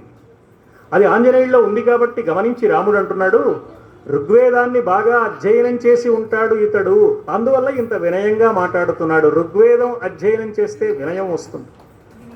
నాన్ ఋగ్వేద వినీతస్య నా యజుర్వేదధారిణ. యజుర్వేదంలో ఉండే మంత్రాలకు అనువాకములు అని పేరు. ఒక అనువాకంలో చివరి భాగం రెండో అనువాకంలో మొదటి భాగంతో పోలిక కలిగి ఉంటుంది. చాలా అనువాకాలు దేని తర్వాత ఏదో ఎంతో కష్టపడితే గాని గుర్తుపెట్టుకోవడానికి వీలు లేకుండా ఉంటాయి. రాముడు అన్నాడు, యజుర్వేదాన్ని బాగా అధ్యయనం చేసిన వాడు తప్ప ఇంత స్పష్టంగా సందేహానికి తావు లేకుండా ధారణ చేసి ఏ అంశం తర్వాత ఏ అంశం చెప్పాలో అలా చెప్పగలుగుతున్నాడు. తప్పకుండా ఇతడు యజుర్వేదం కూడా అధ్యయనం చేసే ఉంటాడు. అంతేకాదు నా అసామవేద విదుషః శక్యం ఏవం ప్రభాషితుం. సామవేదాన్ని సాకల్యంగా అధ్యయనం చేసిన వ్యక్తి తప్ప సర్వజ్ఞత్వాన్ని సాధించి ఇలా మాట్లాడలేడు సుమా. తమ్ముడు ఇంతసేపు మాట్లాడుతున్నా ఎక్కడ పొరబడడే, ఎక్కడ తడబడడే, ఒక మాటకు బదులు మరొక్క మాట లేదే, అతి వేగంగా మాట ఏమిటో అర్థం కాకుండా మాట్లాడడం లేదే, ఎప్పుడు ఈ వాక్యం పూర్తవుతుందిరా బాబు అని ఎదుటి వాళ్ళు ఎదురు చూసేట్టుగా నాన్సుతూ తేన్సుతూ మాట్లాడటం లేదే, అవిలంబితమద్రుతం. మాట ఎంత వేగంగా ఉండాలో అంత వేగంగా, ఎంత నిదానంగా ఉండాలో అంత నిదానంగా, ఎంత బిగ్గరగా ఉండాలో అంత బిగ్గరగా, ఎంత నెమ్మదిగా ఉండాలో అంత నెమ్మదిగా. అవిస్తరం అసందిగ్ధం. ఎక్కడ సందేహానికి అవకాశం లేదు. అలా అని అదే పనిగా విషయాన్ని పెంచడం లేదు. ఎంత సూటిగా మాట్లాడుతున్నాడు, ఎంత స్పష్టంగా మాట్లాడుతున్నాడు, ఎంత అందంగా మాట్లాడుతున్నాడు. ఇతని నోట వెలువడుతున్న మాటలు అందమైన గంగా ప్రవాహంలాగా ఉన్నాయి కదా తమ్ముడు. ఇలాంటి దూత ఒకడు నా పక్కన ఉంటేనా ఎంత బాగుంటుంది అనుకున్నాడు రాముడు. కస్య నారాధ్యతే చిత్తం ఉద్యతాసే అరేరపి. ఇలాంటి దూత ఒకడు పక్కన ఉంటే, కత్తి పట్టుకుని నన్ను చంపడానికి వస్తున్న శత్రువు దగ్గరికి దూతను పంపిస్తే ఈ దూత మాటలు విని కత్తి కింద పారవేసి పాదాల మీద పడతాడు కదా ఆ వచ్చిన శత్రువు. అలా ఎదుటివాడిని తన మాటలతో మార్చివేయగలిగిన ప్రతిభా సంపన్నుడే ఇతడు. ఇలాంటి దూత ఉంటే ఎంత బాగుంటుంది అనుకున్నాడు రామచంద్రమూర్తి. నిజంగానే ఆంజనేయుడు దూత అయ్యాడు. ప్రారంభంలో తన మాటల తీరుతో రామచంద్రమూర్తి మనస్సును చూరగొన్న హనుమ తరువాత తన చేతల తీరుతో రామస్వామికి ఎవ్వరూ చెయ్యలేని అద్భుతమైన మహోపకారం చేశాడు. ఎవరు చేయగలిగారు? 100 యోజనాలు విస్తీర్ణం కలిగిన సముద్రాన్ని దాటడం సామాన్యమైన విషయమా? నేను దాటగలను అని ప్రగల్భాలు పలకలేదు. తనకేమీ సంబంధం లేనట్టు కూర్చున్నాడు. అందరూ అన్ని వైపులకి బయలుదేరుతుంటే, దక్షిణ దిక్కును కూడా చాలా మంది బయలుదేరుతుంటే, గజుడున్నాడు, గవయుడున్నాడు, గవాక్షుడున్నాడు, గంధమాదనుడున్నాడు, శరభుడు, మైందుడు, ద్వివిధుడు, నీలుడు, జాంబవంతుడు, అంగదుడు, ఆంజనేయుడు ఉన్నారు దక్షిణ భాగాన ప్రయాణం చేసేవారిలో. వాళ్ళకు నాయకుడు అంగదుడు తప్ప ఆంజనేయుడు కాదు. కానీ ఆంజనేయుడిని పిలిచి రామచంద్రమూర్తి ఉంగరం ఇచ్చాడు. సీత కనపడితే ఆనవాలు చూపించవయ్యాని దోసిలి పట్టి ఉంగరాన్ని తీసుకున్నాడు. ఉంగరం ఇస్తూ ఇస్తూ ఓ మాట అన్నాడు రామచంద్రమూర్తి.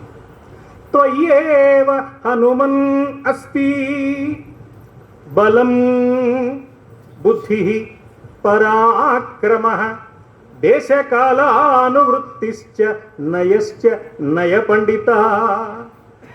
ఇదేమిటయ్యా ఇంతమంది పెడుతుంటే, దక్షిణ దిక్కున కూడా చాలా మంది పెడుతుంటే సీత నాకే కనపడుతుందని గ్యారంటీ ఏమిటి? నీ దగ్గర ఉన్నది ఒకటే ఉంగరం, సీత నాకు కనపడదు, తూర్పున వెళ్ళిన వాడికి కనపడుతుంది.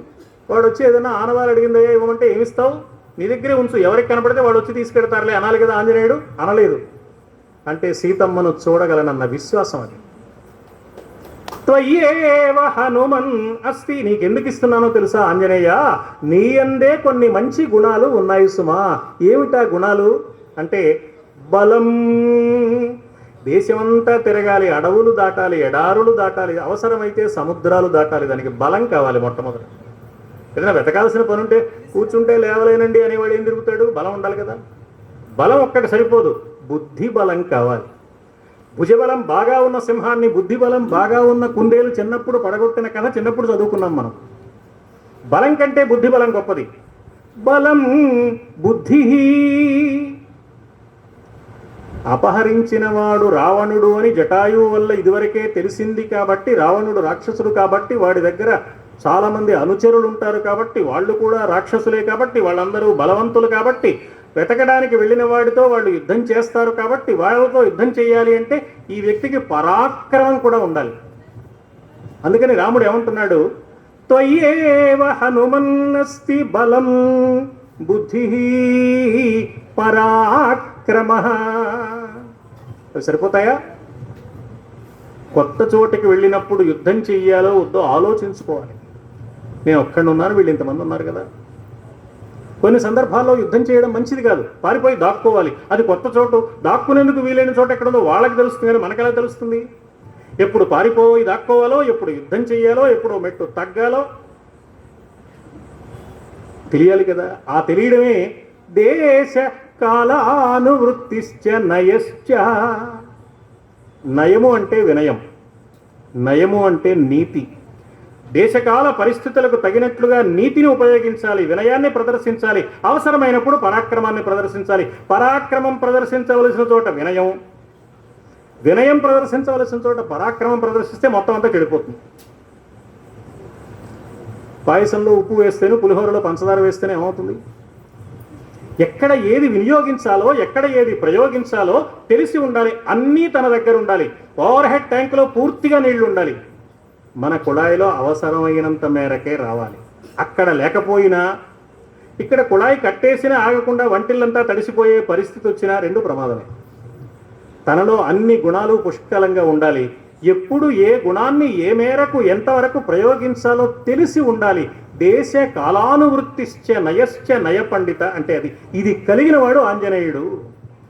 కాబట్టి నీకు ఇస్తున్నానయ్యా ఉంగరం అన్నాడు రాముడు. ఆంజనేయుడు వెంటనే ఏమనాలని మన సంగతి, ఇంతమంది ఉన్నారు ఎందుకు పనికొస్తారు, నేను కాబట్టి అనలేదు. ఈ గుణాలు నీలో ఉన్నాయని రాముడు అంటే హనుమంతుడు ఏమనుకున్నాడు, ఈ గుణాలు కలిగి ఉండమని రాముడు చెప్తున్నాడు. ఉత్తముడైన వాడు ఎదుటివారు ప్రశంస చేస్తే ఇవన్నీ నాకున్నాయి అనుకోడు.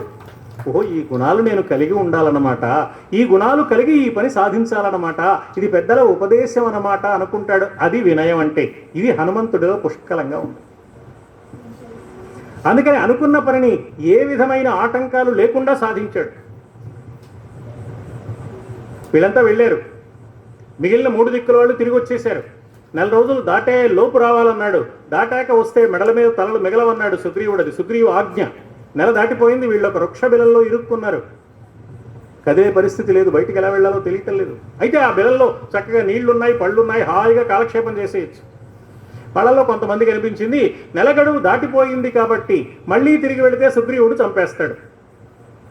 ఇక్కడ హాయిగా ఉంది కదా, కాలక్షేపం అయిపోయి తినడానికి ఉంది, విహరించడానికి ఉంది, ఇక్కడే ఉండిపోదాం అని అందులో తారుడు అనే ఒకటి కనిపించింది. వాడు నెమ్మదిగా అంగదుడికి చెప్పాడు. అంగదుడు కూడా ఆలోచించాడు, అవును మా నాన్నని చంపేసిన సుగ్రీవుడు ఎప్పుడు సందు దొరుకుతుందా అంగదుడిని కూడా చంపేద్దామని అనుకోకుండా ఉంటాడా? ఇప్పుడు చంపేస్తాడు. మరి వంక దొరికింది కదా, అక్కడికి వెళ్ళి చచ్చిపోవడం ఎందుకు, ఇక్కడ వీళ్ళందరూ నన్ను నాయకుడు అంటున్నారు, ఇక్కడే ఉండిపోతే సరే కావాల్సినంత ఉంది అని అంగదుడికి కూడా అనిపించే ప్రమాదం ఉంది. ఇక్కడ ఆగిపోవడం సరైంది కాదని వానరులకు తెలియాలి, మంచిది కాదని అంగదుడికి తెలియాలి.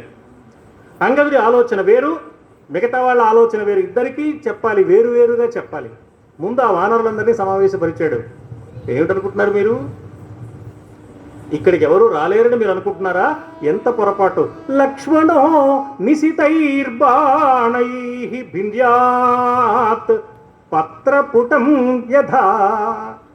కాగితం పొట్లాన్ని చింపినంత తేలికగా ఈ బిలద్వారాన్ని తన బాణ పరంపరలతో తెరిచివేయగలిగిన మహావీరుడయ్యా లక్ష్మణుడు. ఏమిటనుకుంటున్నారు? ఇక్కడ ఉన్నంత మాత్రాన మీకు రక్షణ ఉంటుందనుకోరు. తప్పు చేసాం, సంవత్సరం నెల గడువు దాటిపోయింది, పొరపాటు తప్పు చేసామని కాళ్ళ మీద పడితే క్షమించే అవకాశం ఉంటుంది. ఇప్పుడు మనం చేసింది అసమర్థత కాదు, అవిధేయత అవుతుంది. శిక్షార్హమైన పని చేసిన వాళ్ళం అవుతాం, ప్రాణాలు పోవడం ఖాయం. ఆలోచించుకోండి. పొరపాటుగా ఆలోచిస్తున్నారు మీరు, ఇక్కడికి ఎవరు రాలేరు అనుకుంటున్నారు. ఇది చాలా తెలివి తక్కువ ఆలోచన అని వీళ్ళకి చెప్పాడు. అంగదుడి దగ్గరికి వెళ్ళి, ఏమయ్యా వీళ్ళందరూ ఇక్కడే ఉండిపోదాం అంటే, బాగానే ఉండిపోదాం అనుకుంటున్నావా నువ్వు?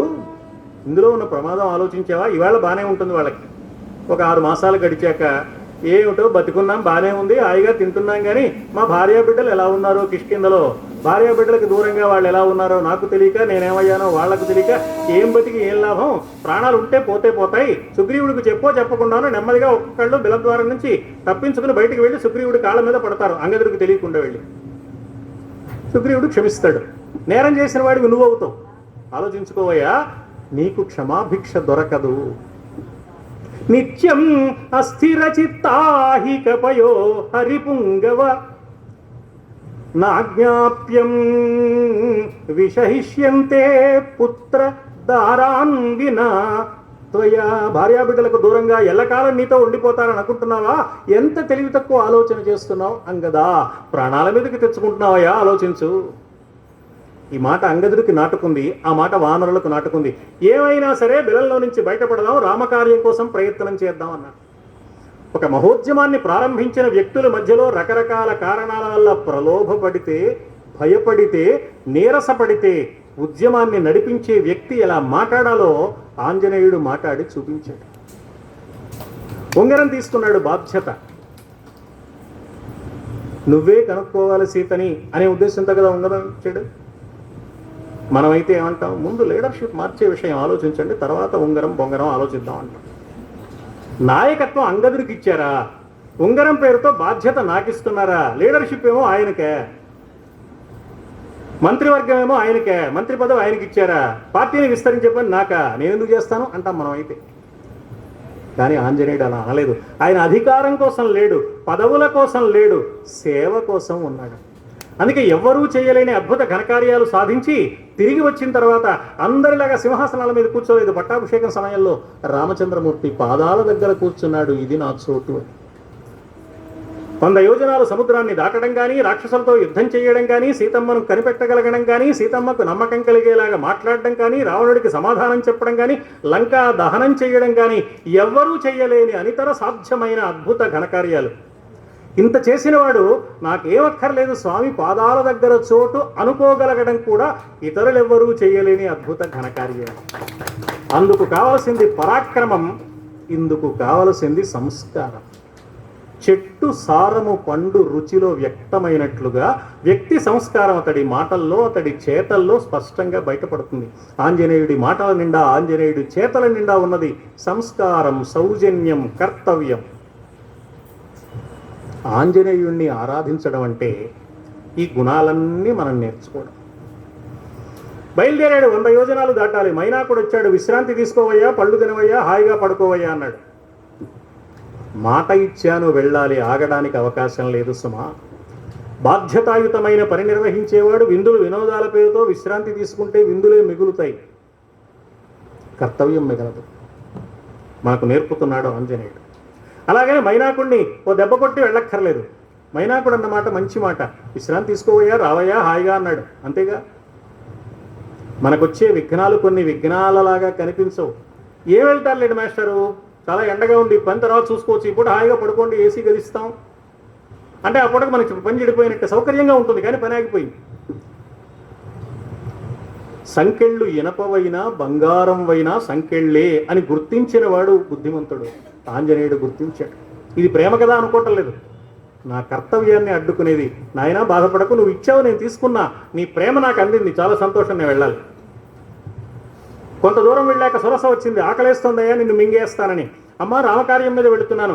ఆగమిష్యామి తే వక్త్రం, మళ్ళీ వస్తానమ్మా అన్నాడు. భలేవాడివయ్యా, ఇప్పుడు ఆకలేస్తుందంటే ఎప్పుడో వస్తానంటావేమిటి? లంకకి పెడతావా? సీతను వెతుక్కుంటావా? ఆ సంగతి రాముడికి చెప్తావా? ఆ తర్వాత వస్తావా? నాకు ఆకలి ఇప్పుడే వస్తుంది కదా అంది. అంతేకాకుండా ఇప్పుడు వదిలితే మళ్ళీ దొరుకుతామని గ్యారంటీ ఉంది, వీళ్ళేది ఇప్పుడే మింగేస్తా. ఓహో, మైనాకుడికి చెప్పినట్టు మంచి మాటలు ఇక్కడ పనిచేయవన్నమాట. అన్ని చోట్ల ఒకటే కుదరదు, పిడికి బియ్యానికి ఒకటే మంత్రం పనికిరాదు. ఆలోచించాడు. ఓ మింగుతాన్నావా? మింగు చూద్దాం ఎలా మింగుతావో అని శరీరాన్ని పెంచాడు. అణిమ గరిమ మహిమ లఘిమ ప్రాప్తి ప్రాకామ్యము ఈశత్వము వసిత్వం అని యోగంలో 8 రకాల సిద్ధులున్నాయని, అణిమ మొట్టమొదటిది కాబట్టి అవి 8 కాబట్టి అణిమ ఆది అష్టసిద్ధులు అంటారు. ఆ యోగస్వరూపుడు ఆంజనేయుడు శరీరాన్ని బాగా పెంచాడు. ఏమయ్యా పెంచితే నేను మింగలేనా? అంతకంటే ఇంత శరీరం నా నోట్లో పట్టడానికి ఎంత నోరు తెరవాలో అంత నోరు తెరిచా చూడు ఉంది. ఇంత నోట్లో పట్టకుండా ఎంత పెరిగానో చూడు అన్నాడు. ఈయన పెరిగాడు, ఆవిడ నోరు పెంచింది. ఈయన శరీరం పెంచాడు, ఆవిడ నోరు పెంచింది. ఈయన శరీరం ఇలా పెంచుకుంటూ వెళ్ళారు. ఇలా పెంచుకోవటం మీదే దృష్టి ఉన్న సురసని అలా ఉంచి క్షణకాలంలో బొటనవేలంత వాడై ఆమె ఏం జరుగుతోందో ఊహించే లోపలికి వెళ్ళాడు. బయటకు వచ్చాడు. ప్రవిష్టోస్మిహితే వక్త్రం దాక్షాయణి నమోస్తుతే. అమ్మా మింగుతానన్నావు, నీ నోట్లోకి వెళ్ళాను, బయటకు వచ్చాను, మింగేశావు, అయిపోయింది, వెళ్ళొస్తా, టాటా. యుక్తితో జయించాడు. సత్వగుణ సంబంధమైన విఘ్నాన్ని సౌమ్యమైన మాటలతో ఎదుర్కోవాలి. రజోగుణ సంబంధమైన విఘ్నాన్ని యుక్తితో జయించాలి. తమోగుణ సంబంధమైన విఘ్నాన్ని శక్తితో సాధించాలి. సంస్కరించడం కుదరనప్పుడు సంహరించి మరీ పని జరపాలి. సింహిక వచ్చింది, నీడను చూసి అసలు మనిషిని పట్టుకునే శక్తి దానికి ఉంది, మింగేస్తున్నా అంది. ఇందాకటి టెక్నిక్ ఉందిగా, శరీరం పెంచాడు, అది కూడా పెంచింది. ఈసారి పెరిగినవాడు నోట్లోకి వెళ్ళి బయటికి రాలా, తన కొనగోళ్లతో దాని ఆయువు పట్టుని తెంచి సంహరించి మరీ వచ్చాడు. వెంటనే ప్రకృతి పులకించింది. ఎంత గొప్ప పని చేసావయ్యా! ఈ ప్రపంచంలో 4 ఉత్తమ లక్షణాలు ఉన్నవాడు ఎప్పటికీ దెబ్బతినడు, కార్యసాధకుడు కాగలుగుతాడు సుమా. దృష్టి, ధృతి, మతి, దాక్ష్యం, స్వకర్మసు నసీదతి. మొట్టమొదటిది దృష్టి. ఏ విషయాన్ని ఎలా అర్థం చేసుకోవాలి? అమ్మో 100 యోజనాల సముద్రమా, నా వల్ల ఎక్కడవుతుంది అంటే అసలు పని మొదలు పెట్టడు. రామ బాణం వలె దూసుకుపోతానన్నాడు. యథా రాఘవ నిర్ముక్త శరస్వ్యసన విక్రమ గచ్చేత్తద్వద్ గమిష్యామి లంకాం రావణ పాలితాం. రావణుడు పరిపాలిస్తున్న ఈ లంకా నగరానికి రామ బాణంలాగా వెళతాను అన్నాడు. రామ బాణంలాగా వెళతానంటే 2 అర్థాలు. ఒకటి, రామబాణానికి తిరుగులేదు, తప్పకుండా పని సాధించుకొస్తానని ఒక అర్థం. రెండో అర్థం, రామబాణం ఎక్కడికి వెళ్ళాలి, ఎంత వేగంగా వెళ్ళాలి, ఎవరికి గుచ్చుకోవాలి నిర్ణయించేది బాణం కాదు, రాముడు. నేను చేస్తున్న ఘనకార్యాలన్నీ రాముడికి సంబంధించినవి సుమా, నేను కేవలం ఉపకరణాన్ని మాత్రమే. రాముడి చేతిలోని బాణం స్వతంత్రంగా ఎలా ప్రవర్తించదో నేను కూడా స్వతంత్రంగా ప్రవర్తించేవాడిని కాదు. అది ఆత్మవిశ్వాసం, ఇది దైవం మీద నమ్మకం, వినయం, 2 కావాలి మానవుడు. నేనేం చేయగలను కనుక అనుకుంటే వాడేం చేయలేడు. నేను కాకపోతే ఎవరు చేస్తారండి అంటే కూడా వాడేం చేయలేడు అంటాడు తప్ప. మానవుడు ఎక్కడ ఆత్మవిశ్వాసం కలిగి ఉండాలో, ఎక్కడ పరమాత్మకు శరణు పొంది ఉండాలో ఆంజనేయుడు మనకు నేర్పుతున్నాడు. నన్ను పూజిస్తున్నారు కదా మీరందరూ, పూజిస్తే నేను ఎక్కువ సంతోషపడను, ఇవి నేర్చుకుంటే పులకించిపోతానయ్యా. నా వల్ల జరిగినట్టే లోకానికి మీ వల్ల కూడా మంచి జరుగుతుంది, నేర్చుకోండి నేర్చుకోండి నేర్చుకోండి అడుగుతున్నాడు పాపం ఆంజనేయుడు. ఆంజనేయుడు కోరిక మనం తీర్చాలి కదా. తీర్చాలంటే ఆంజనేయుడు ఎంతటి వాడో తెలియాలి కదా. తెలియాలంటే ఆంజనేయుడు మనకు దగ్గరగా ఉండాలి కదా. అక్కడ జరిగిన విశేషాలన్నీ మన చేతిలోకి రావాలి కదా. అదిగో అందుకోసం ఈ గ్రంథం మనకు అందుబాటులోకి వచ్చింది. ఎక్కడో లేడు ఆంజనేయుడు, మన లోటస్లోనే ఉన్నాడు. మన హృదయ పద్మంలో ఉండడానికి ముందుగా లోటస్లో ఆలయంలోకి వచ్చాడు. ఆలయంలో ఉన్న స్వామిని అర్చించి, విశ్వసించి, అనుసరించి మన హృదయ పద్మాన్ని ఆ స్వామికి అంకితం చేస్తే అతడి వలె మనం కూడా జీవితాన్ని చరితార్థం చేసుకోగలుగుతాం అని తప్పకుండా మనం గుర్తించడానికి ఈ ఆలయం దోహదం చేస్తుంది. ఈ గ్రంథం మనల్ని నడిపిస్తుంది అని నేను పరిపూర్ణంగా విశ్వసిస్తాను. ఆంజనేయుడి జీవితాన్ని మొత్తం పరిశీలిద్దాం. ఇప్పుడున్న తక్కువ సమయంలో 1-2 విషయాలు మాత్రం మనం అనుకుంటున్నాం. ఒక్కసారి పరిశీలిస్తే రామాయణ కావ్యంలో ఆంజనేయుడు కనిపించినప్పటి నుంచి చిట్ట చివరి వరకు. ఎందుకంటే ఆంజనేయుడికి మరణం లేదు, చిరంజీవుల్లో ఆయన ఒకడు. ఇప్పటికీ గంధమాదన పర్వత ప్రాంతంలో ఉన్నాడు అంటారు. ఆ గంధమాదన పర్వత ప్రాంతంలోకి వెళ్ళిపోయే వరకు ఆంజనేయుడి కథ చూస్తే తన కోసం తాను బ్రతికిన క్షణం ఒక్కటి కూడా లేదు ఆంజనేయుడి జీవితంలో. అన్నీ రాముడి కోసమే. మనం ఏమంటామంటే స్వామి కార్యం కొంత, స్వకార్యం కొంత అంటాం. స్వామి కార్యం పక్కన పెట్టి స్వకార్యం చూసుకుంటూ ఉంటాం సాధారణంగా. కానీ ఆంజనేయుడి జీవితంలో స్వామి కార్యం తప్ప స్వకార్యం లేదే. ఆయనకున్న స్వకార్యం అంతా స్వామి కార్యమే. అంకిత భావానికి, అచంచలమైన విశ్వాసానికి, అకుంఠితమైన దీక్షకు, అసాధారణమైన పరాక్రమానికి ఆంజనేయుడు మారుపేరు, ఆంజనేయుడు ఆనవాలు అని మనకు తప్పకుండా అనిపిస్తుంది. అందుకే ఏ సన్నివేశంలో అయినా ఆంజనేయుడు ఎలా మాట్లాడాడు, ఎలా ప్రవర్తించాడు పరిశీలిస్తే మనం చాలా ఆశ్చర్యపోతాం. ఇన్ని దాటుకుంటూ వెళ్ళాడు, లంకా నగరానికి వెళ్ళాడు. అక్కడ ద్వారం దగ్గర అడ్డుపడింది. చూడరా నేనేం చేస్తాను, లోపలికి వెళ్ళడానికి వీలు లేదండి. లాభం లేదనుకుని నెత్తి మీద దెబ్బ వేశాడు, ముందుకు వెళ్ళిపోయాడు. పెద్ద ఎత్తైన ప్రాకారం కట్టుకున్నాడు రావణుడు. ఎవడు రావడానికి వీలు లేదు, రాలేరు అని. ఆ ప్రాకారం నుంచి దూకాడు. దూకే ఉద్దేశం ఉన్నప్పుడు లంకిని కొట్టక్కర్లా, కొట్టినప్పుడు దూకక్కర్లా, దాని నుంచి వెళ్ళొచ్చు. అంటే నేను కొట్టి వెళ్ళగలను, దూకి వెళ్ళగలను సుమా అని చెప్పడానికి. రావణ, నువ్వు ఎంత ఎత్తైన ప్రాకారం కట్టుకున్నా ఆ ప్రాకారం నేను దాని నుంచి దూకాను అంటే నాకంటే కిందే ఉందిగా. రామ బంటునైన నాకంటే కింద ఉంది నీ వైభవం, రాముడి కంటే ఎంత తక్కువదో అర్థం చేసుకో అని ప్రవేశిస్తూనే రావణుడికి ఒక హెచ్చరిక ఆంజనేయుడు చేసిన పని. కేవలం దూకడం అనే పని అందుకోసం మాత్రమే చేయలా, రావణుడికి ఒక హెచ్చరిక చేయడానికి దూకాడు. మనకి చెంపు రామాయణం అని భోజుడు సంస్కృతంలో ఒక రామాయణం రాశాడు. అందులో అంటాడు, ఆంజనేయుడు అలా సముద్రంలోకి వెళుతుంటే ఆ వేగానికి ఆ కొండ మీద ఉన్న కొన్ని చెట్లు ఊడిపోయాయట. ఊడిపోయి కొంత దూరం వచ్చేవి సముద్రం మధ్యలో పడిపోయాయి.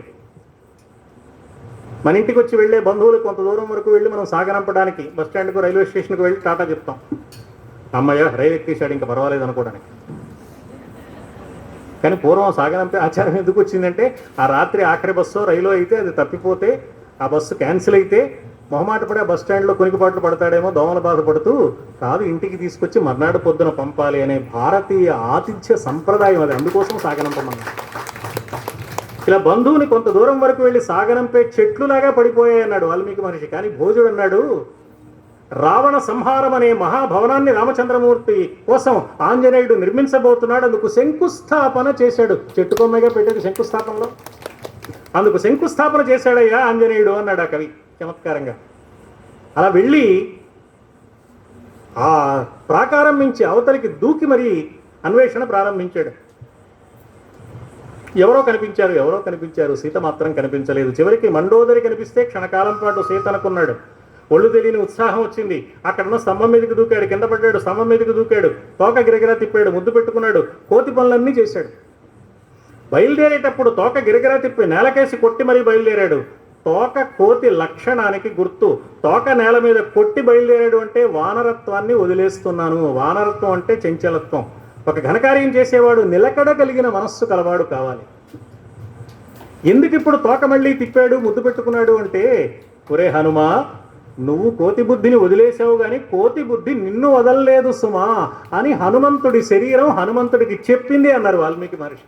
నిదర్శయన్ స్వాం ప్రకృతిం కపీనాం, కోతికున్న సహజమైన లక్షణం బయటపడింది అన్నారు. వెంటనే హనుమంతుడు తన తప్పు తాను తెలుసుకున్నాడు. ధర నిజ పుణ్య సాధ్వి, భాస్కర రామాయణంలో అంటాడు ఆ మహాకవి.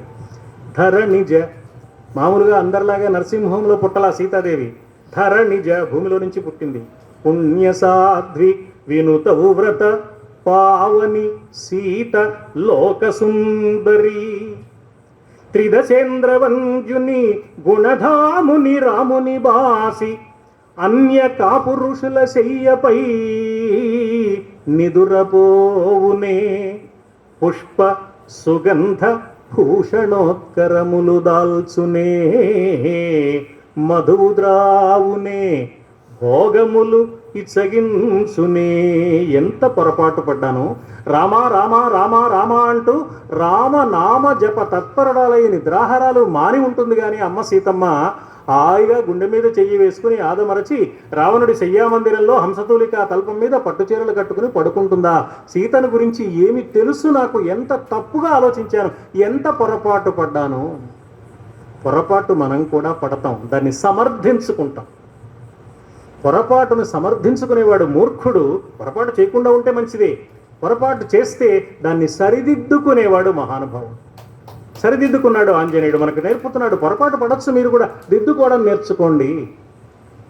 సమర్థించుకోకండి మీ తప్పుల్ని, సరిదిద్దుకునే ప్రయత్నం చేయండి. అప్పుడు ఎదుగుతారు. సీత కనపడింది అశోకవనానికి వెళ్ళిన తర్వాత. ఒకసారి దెబ్బతిన్నాడు కదా, ఇప్పుడు తొందరపడలేదు, బాగా ఆలోచించాడు. ఏ నగలు సీత వదిలిన మూటలో ఉన్నాయో వాటిలోని రెండో సెట్టులో రెండోది ఇక్కడ కనపడుతోంది. ఒక గాజు అక్కడుంది, ఓ గాజు ఇక్కడుంది, ఓ కడియం, ఓ కంకణం అక్కడుంది, ఓ కంకణం ఇక్కడుంది, ఓ కాలి అంది అక్కడుంది, ఓ కాలి అంది ఎక్కడుంది, ఓ చెవికమ్మ అక్కడుంది, ఓ చెవికమ్మ ఇక్కడుంది. అవన్నీ చెట్టుకు వేలాడగట్టింది, ఒంటి మీద పెట్టుకోవడం ఇష్టం లేక. పైగా సీత ఒంటి మీద చీర చూశాడు, నగలు మూట కట్టిన మూటకున్న వస్త్రం చూశాడు. చీర చించి నగలు చేరిచి మూటగా కట్టినాడు విడిచే కమల నేత్ర. నాడు క్రొత్త చీర నేడు ప్రావడ్డది అదియ ఇదియటంసు హనుమదలచే. ఆనాడు కొత్త చీర, ఈవేళ పాత చీర. ఈ చీరతోనే ఉంది, ఈ చీరలో మొక్కే మూట కట్టింది. అనుమానం లేదు, ఈమె సీత. ఒక సన్నివేశంలో సందేహం కలిగినప్పుడు ఎన్ని ప్రమాణాలు ఆలోచించాలి. ఇవి భౌతికమైన ప్రమాణాలు. ఇక్కడితో ఆగలేదు ఆంజనేయుడు, ఇంకో అడుగు ముందుకు వెళ్ళాడు. ఇప్పటి వరకు లంకలో ఇంతమంది ఆడవాళ్ళని చూసే కదా, నిద్రపోతున్న వాళ్ళని, ఒంటి మీద వస్త్రాలు సరిగా ఉన్నాయో లేవో తెలియని స్థితిలో ఉన్నవాళ్ళని. ఎవ్వరి ముఖంలోనూ ఈ వర్చస్సు లేదే, ఈ తేజస్సు లేదే, ఈ పవిత్రత లేదే. ఈ యమ ముఖాబ్జమున ఏవో ఆధ్యాత్మిక మహస్సులు ఉదిత జ్యోత్స్నా ప్రాయముగా ఉబికి వచ్చెడు. చంద్రుడిలో నుంచి వెన్నెల వచ్చినట్లుగా ఈమె ముఖంలో నుంచి అద్భుతమైన దివ్య వర్చస్సు కనపడుతోంది. ఈ యమ జానకీయ సంశయేతర ఫణితిన్. వ్యక్తి అంటే భౌతికమైన శరీరం మాత్రమే కాదు, ఆత్మధర్మమే వ్యక్తి ధర్మం. భౌతికమైన శరీరం ఇవాళ ఉంటుంది, రేపు పోతుంది. ఇవాళ కూడా నిన్న ఉన్నట్టు ఉండదు. 2 ఏళ్లకు ఒకసారి ఫోటో తీయించుకుని 4 ఫోటోలు వరుసగా పెట్టుకుంటే ఎలా ఉన్నవాడిని, ఎలా అయిపోయాను, అబ్బో అప్పుడు ఎంత జుట్టు ఉండేదో, ఇప్పుడు దిగులుంది, అప్పుడు జుట్టు ఉంది, ఇప్పుడు దిగులుంది, అప్పుడు ముఖానికి కాంతి ఉంది, ఇప్పుడు ముడతలు ఉన్నాయి. మారిపోతుంది శరీరం. శరీరం అంటేనే మారిపోయేది, నశించిపోయేది అని అర్థం. శరీరం అనే మాటకే అర్థమే అది. దేహం అనే మాటకే ఎప్పటికైనా దహింపబడేది అని అర్థం. ఆ పేర్లలోనే ఉంది ఆ వ్యవహారం అంతా. మారకుండా ఉండేది ఏమిటంటే ఆ వ్యక్తి యొక్క ఆత్మధర్మం, ఆ వ్యక్తి పాటించిన నియమావళి, ఆ వ్యక్తికి ఉన్న సంస్కారం, ఆ వ్యక్తికి ఉన్న సౌజన్యం, పరోపకార గుణం, మంచితనం, ప్రేమించే లక్షణం. అవి శాశ్వతమైనవి. సీతమ్మలో ఉన్న శాశ్వతమైన గుణాలను పోల్చి చూసుకున్నాడు, భౌతికమైన విషయాలతో బేరీజు వేసుకున్నాడు. ఈమె సీతే. మాట్లాడాలి. ఇప్పటికి ముందు రావణుడు వచ్చి మాట్లాడి వెళ్ళాడు, వాడు సంస్కృతంలో మాట్లాడాడు. ఇప్పుడు నేను కూడా సంస్కృతంలో మాట్లాడితే రావణుడే వేషం మార్చుకుని వచ్చాడు అనుకుంటుంది, భయపడుతుంది, మనస్సు విప్పి మాట్లాడదు, తన మనస్సులో విషయం చెప్పదు. సీతకు నమ్మకం కలగాలంటే సీతమ్మ పుట్టింటి భాషలో మాట్లాడాలి. అప్పుడు సీతకు విశ్వాసం కలుగుతుంది, అర్థమవుతుంది. ఆ భాష ఇక్కడున్న చుట్టూ కాపలా ఉన్న రాక్షస స్త్రీలకు తెలియదు కాబట్టి ఏదో కోత వచ్చింది, కాసేపు కిచకిచలాడింది, పోయింది అనుకుంటారు. వీళ్ళకేమో అర్థం కాదు, సీతకేమో విశ్వాసం కలుగుతుంది.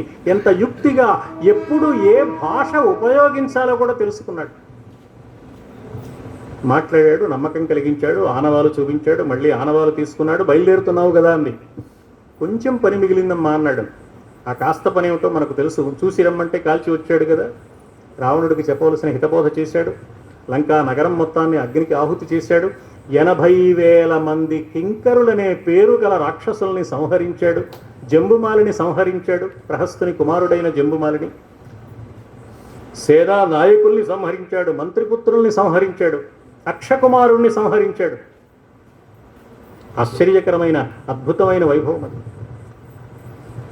అలగు పారావారము ఎలదోట కాల్వయే అవలికివలి నుండి అడుగు వెట్ట. రామాభ్యుదయం అని ఒక కావ్యం ఉంది. అయ్యలరాజు రామభద్రుడు అంటాడు, వానర వీరులందరూ ఆంజనేయుడు తిరిగి వచ్చి విశేషాలన్నీ చెప్పిన తర్వాత, ఇదేమిట్రా ఆంజనేయ ఎలా చేసావురా, మామూలు విషయమా ఇది, అదేమన్నా చిన్న పిల్లకాలువా ఏమిటి, అలఘు పారావారము ఎలదోట కాల్వయే అవలికివలి నుండి అడుగు వెట్ట అక్షరక్షో వీర హర్యక్షము అరకాలి ధూళియే తాటించి నేలగలుప. అక్షకుమారుడు లాంటి రాక్షసుల్ని తేలిగ్గా నల్లుల్ని నేల మీద వేసి నలిపేసినంత అవలీలగా సంహరించేవే, ఇదేనా మామూలు విషయమా. ఇంద్రజిత్ వచ్చాడు, బ్రహ్మాస్త్రం వేశాడు, బ్రహ్మాస్త్ర బంధంబు పట్టుతోరపు దూయుముడియే అనాయాసములను విడువా. బ్రహ్మాస్త్రం ఏమిటయ్యా ఊరికే పట్టుతాడుతో కట్టేసింది అనుకున్నావా, అంత తేలిగ్గా వదిలించుకున్నావే, నీవి సంగతి మామూలుగా లేదయ్యా. హరిభయంకర లంకయం పేద కొంపయే కోపించుకొని పోయి కొరవి చూపా. నీ కోపం రాగానే లంకానగరం మొత్తం అగ్నికి ఆహుతి చేసేవే, అదేమన్నా పూరిపాక, పేదవాడి పూరిపాకటయ్యా, ఎంత ఘనకార్యం చేసేవయ్యా. ఇంత లావు చేసి ఈడేర్చుకొని రాగ తొల్లి ఏరికైన చెల్లెనయ్య నీకు చెల్లెగాక నేడహో పతిహితావహ విహార గంధవహ కుమారా. ఎంత ఘనకార్యం చేసావయ్యా. ఎందుకని అంటే వీళ్ళ దగ్గర ఘనకార్యాలే చెప్పాడు తిరిగి వచ్చాక. వాడు కనపడ్డాడు, వీడు ఒక్క చేరేశాడు, వీడు కనపడ్డాడు, వీడిని చావ కొట్టేశా అని చెప్పాడు. ఎందుకు అంటే రేపు రాబోయే యుద్ధంలో వీళ్ళందరికీ ఉత్సాహం కలగాలి. మనవాడు ఒక్కడిడితేనే ఎంత చేశాడు, మనం ఎంత చేయగలం అనే ఉత్సాహం వాళ్ళకి కలగాలి, అవసరం. సీతమ్మ ఏం చెప్పింది, సీతమ్మ మనస్సులో బాధ ఏమిటి, ఏమీ చెప్పాల. రాముడి దగ్గరికి వెళ్ళాక తన పరాక్రమం, తన వైభవం, తన గొప్పతనం చెప్పడం మానేసి సీత చెప్పిన మాటలు అవి రాముడికి కావాలి. అంటే ఒకే యాత్ర చేసి తిరిగి వచ్చిన వ్యక్తి ఎదుటివారికి ఎవరికి ఏ మేరకు చెప్పాలి, ఎవరికి ఏ విషయం చెప్పాలి, ఎవరికి ఏది ఉపయోగం, అవి మాత్రమే మాట్లాడడం అనేది ఆంజనేయుడు మనకు నేర్పుతున్నాడు. పని చేయడం నేర్పుతున్నాడు, మాట్లాడడం నేర్పుతున్నాడు, ఆలోచించడం నేర్పుతున్నాడు, బ్రతకడం నేర్పుతున్నాడు. యుద్ధంలో ఎన్ని అద్భుత సన్నివేశాలు, ఎంత ఆశ్చర్యకరమైన సన్నివేశాలు. సంజీవి పర్వతం కావాలి అంటే ఎవరు వెళ్ళారు, ఆంజనేయుడు మరుక్షణం బయలుదేరాడు. చక్రం యథా విష్ణుకరాగ్రముక్తం, విష్ణువు వదిలిపెట్టిన చక్రం ఎంత వేగంగా వెళుతుందో అలా వెళ్ళాడు అన్నాడు. అంటే రాముడు విష్ణువు, ఆయన చేతి చక్రం ఆంజనేయుడు అనమాట. చక్రం వెళ్ళినట్టుగా వెళ్ళాడు అన్నాడు. తెచ్చాడు. లక్ష్మణుడు మూర్ఛ నుంచి తేరుకున్నాడు. ఏమో ఈ రావణాసురుడు ఎన్నిసార్లు ఎంతమందిని మూర్ఛ పడగొడతాడు, మాటి మాటికి అక్కడెక్కడికో వెళ్ళి తెచ్చుకోవడం దేనికి, ఈ పర్వతం ఇక్కడే ఎత్తి పెడదాం అనలేదు. మళ్ళీ అక్కడ పెట్టేసి వస్తా అన్నాడు. మళ్ళీ అవసరమైతే తెలుసుగా మళ్ళీ తెస్తాను. తీసిన వస్తువు తీసిన చోట పెడితే వెతకడానికి ఎక్కువ సమయం వ్యర్థం కాకుండా ఉంటుందనే చిన్న విషయం మనకు నేర్పాడు ఆంజనేయుడు. ఇక్కడే పెట్టా, కనపట్టలేదు, స్కూల్ టైం అయిపోతుంది, వెతకడం మాత్రం మిగులుతుంది, విసుగొస్తుంది, నీరసం వస్తుంది, పుస్తకం మాత్రం కనపడదు, ఫైల్ కనపడదు. ఇది మన పరిస్థితి. చిన్న విషయం అనుకుంటాం, పెద్దలైన వాళ్ళు చిన్న విషయాల్లో కూడా శ్రద్ధగానే ఉంటారని ఆంజనేయుడు మనకు నేర్పుతున్నాడు. రావణుడు రథం మీద వచ్చాడు, రాముడికి రథం ఉన్నదా, నా భుజాల మీద కూర్చో రామచంద్ర అన్నాడు. యుద్ధం చేస్తున్నాడు. సాధారణంగా యుద్ధాలు చేసేప్పుడు ఏం చేస్తారంటే సారథి మీద, రథం మీద, గుర్రాల మీద కూడా బాణాలు వేస్తారు. ఇక్కడ సారథి లేడు, రథం లేదు, గుర్రాలు లేవు, ఉన్నది హనుమంతుడే. హనుమంతుడి మీద కూడా కొన్ని బాణాలు వేశాడు. ఆనాడు కురుక్షేత్ర సంగ్రామం జరుగుతుంటే శత్రువులు అర్జునుడి మీద మాత్రమే కాకుండా ముఖ్యంగా భీష్ముడు అడపాదడపా ఒకటి రెండు బాణాలు పొలుకున కృష్ణుడికి కూడా తగిలాయి. అందుకే ఒళ్ళు మండిపోయి నీ వల్ల కాదు, ఈ సంగతి ఏమిటో నేను చూస్తానని చక్రం పట్టుకుని దూకాడు. ఇది యుద్ధంలో ఒక విధానం. ముందు వీడిని పడగొట్టేస్తే అవతలవాడు ఒంటరివాడు అయిపోతాడు. అందుకని ఆంజనేయుడు మొయ్యలేని పరిస్థితి కల్పిద్దామని కొట్టాడు. ఎలా కొట్టాట, ఆంజనేయుడు శరీరంలో అంగుళమైన మిగలకుండా ప్రతి భాగంలోనూ రావణుడు విసిరిన బాణం తగిలింది. విసిరినవాడు రావణుడు, సామాన్యుడు కాదు. బాణం గుచ్చుకోగానే శరీరంలోంచి రక్తం ఫౌంటైన్లో నుంచి నీరు చిమ్మినట్టుగా చిమ్మిందిట. శరీరం అంతా ఎర్రగా అయిపోయిందిట. ఎలా ఉంది అంటే బాగా విరగబూసిన మోదుగు చెట్టులా ఉన్నాడు హనుమంతుడు అన్నారు వాల్మీకి మహర్షి. పలాశైవ సుపుష్పిత, శరీరం రక్తసిక్తం అయిపోయినా చెక్కు చెదరలేదు, అలాగే నుంచున్నాడు, కదలలేదు. రాముడికి ఏ కష్టం కలగనలేదు. వాహనం అంటే మోసేది. ఈ శరీరం ఆత్మని మోస్తోంది. లోపల ఒక ఆత్మ ఉంది. శరీరం ఆంజనేయుడైతే, ఆత్మస్వరూపుడు రామచంద్రుడైతే, ఆత్మధర్మం కోసం శరీరానికి వచ్చే కష్టాన్ని లెక్క చేయకుండా నిలబడిన వాడు మాత్రమే దైవానికి సేవకుడు కాగలడు. అది నిరూపించాడు. అందుకే ఆనాడు ఎప్పుడో రాముడికి సేవ చేస్తే ఇవాళ వెంకటేశ్వర స్వామి వారి రూపంలో ఆ రాముడున్న బ్రహ్మోత్సవాల్లో ఒకనాడు ఈ కథ మనకు తెలియడానికి హనుమద్ వాహనం. రాముడికి కదండి వాహనం, వెంకటేశ్వరుడికి ఎందుకు, వేణుగోపాలుడికి ఎందుకు అంటే ఇది శాశ్వతంగా శ్రీ మహావిష్ణువునకు ఆంజనేయుడు అందించిన పరమాద్భుతమైన దివ్య సేవ. యుద్ధం జరుగుతోంది. ఒకనాడు రావణుడికి ఆంజనేయుడికి యుద్ధం. పిడికిలి బిగించి రావణుడి రొమ్ము మీద ఒక దెబ్బ కొట్టాడు. పడిపోయాడు రావణుడు. ధామ్మని కింద పడిపోయాడు. క్షణానికి లేచాడు, తెప్పరిల్లుకున్నాడు. లేచి రావణుడు గొప్పవాడు కాబట్టి ఎంత బాగా కొట్టావురా, నా సర్వీసులో ఇంత దెబ్బ కొట్టినవాడిని చూడలేదు, శభాష్ అన్నాడు. ఇప్పటికి అర్థమైందా మన సంగతి అంటాం మనమైతే. హనుమంతుడు అలా ఏం కొట్టానులే నా మొహం, నువ్వు ఇంకా బతికే ఉన్నావుగా అన్నాడు. ధిగస్తు మమ వీర్యేణ యస్త్వం జీవసి రావణ. అహంకార పడకుండా వినయంగా చెప్పడంతో పాటు ఎంత చమత్కారమో దాంట్లో ఉంది. నువ్వు ఇంకా బ్రతికే ఉన్నావు కదంటే చావబోయే రోజు వస్తుంది, అది రాముడు చంపాలి, అందుకని వదిలిపెట్టానని అర్థం అనమాట. ప్రతి మాట ఎంత తూకంగా హనుమంతుడు మాట్లాడుతున్నాడో ఆశ్చర్యం కలుగుతుంది. యుద్ధం పూర్తయింది, అఖండ విజయం సాధించాడు, పట్టాభిషేకం జరిగింది, వచ్చిన వారందరికీ సత్కారం చేశాడు రామచంద్రస్వామి. అందరూ వారి దారిన వాళ్ళు వెళ్ళిపోతున్నారు. హనుమంతుడు వెళ్ళలేకపోతున్నాడు, రాముణ్ణి వదలలేకపోతున్నాడు. అందరికీ సత్కారాలు అయిన తర్వాత తన మెడలో ఉన్న ముత్యాల హారం తీసి సీతమ్మకి ఇచ్చాడు రాముడు. ప్రదేహి సుభగే హారం యస్య తుష్టాసి భామిని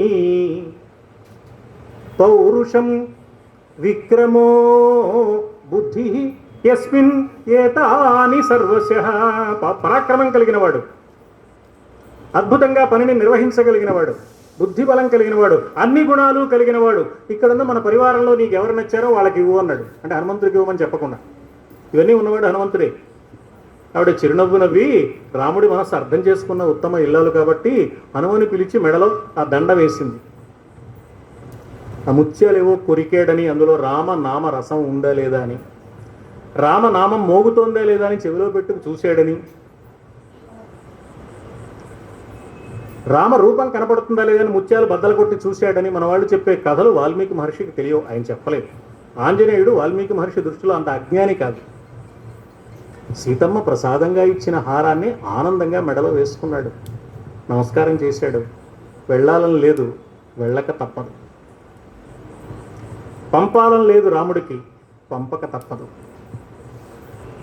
రాముడు అన్నాడు, ఏమయ్యా ఎంత ఉపకారం చేసావయ్యా, నాకు లంక మీద విజయం వచ్చినా, నా సీత నాకు దక్కినా, నా తమ్ముడు బ్రతికినా నీ వల్లే కదా, ఇన్ని ఉపకారాలు చేసావు. మామూలుగా మానవుడికి పంచప్రాణాలు ఉంటాయంటారు. నువ్వు చేసిన ఒక్కొక్క ఉపకారానికి ఒక్కొక్క ప్రాణం నేనిస్తే నా ప్రాణాలు ఖర్చు అయిపోతాయి, నువ్వు చేసిన ఉపకారాలు మిగిలే ఉంటాయి కదా హనుమా, నీకు రుణపడి ఉన్నానయ్యా అన్నాడు రామచంద్రస్వామి. ఏకైకస్య ఉపకారస్య ప్రాణాన్ దాస్యామి తే కపే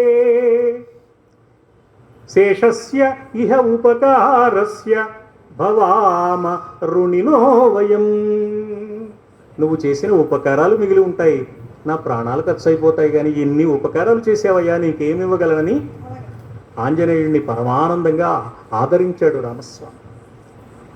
ఇక బయలుదేరడానికి సిద్ధపడుతున్నాడు ఆంజనేయుడు. తప్పనిసరి పరిస్థితుల్లో వెళ్ళిపోతూ వెళ్ళిపోతూ ఒక్క మాట అన్నాడు. తర్వాత ఆంజనేయుడు గంధమాదనం మీద శాశ్వతంగా ఉన్నాడనే మాట తప్ప ఆంజనేయుడు మనకు కనపడ్డు, ఆంజనేయుడు మాట మనకు వినపడదు. అంటే రామాయణంలో చివరి మాట అది. మొదటి మాట విన్నాం, భయం వదలండి అని.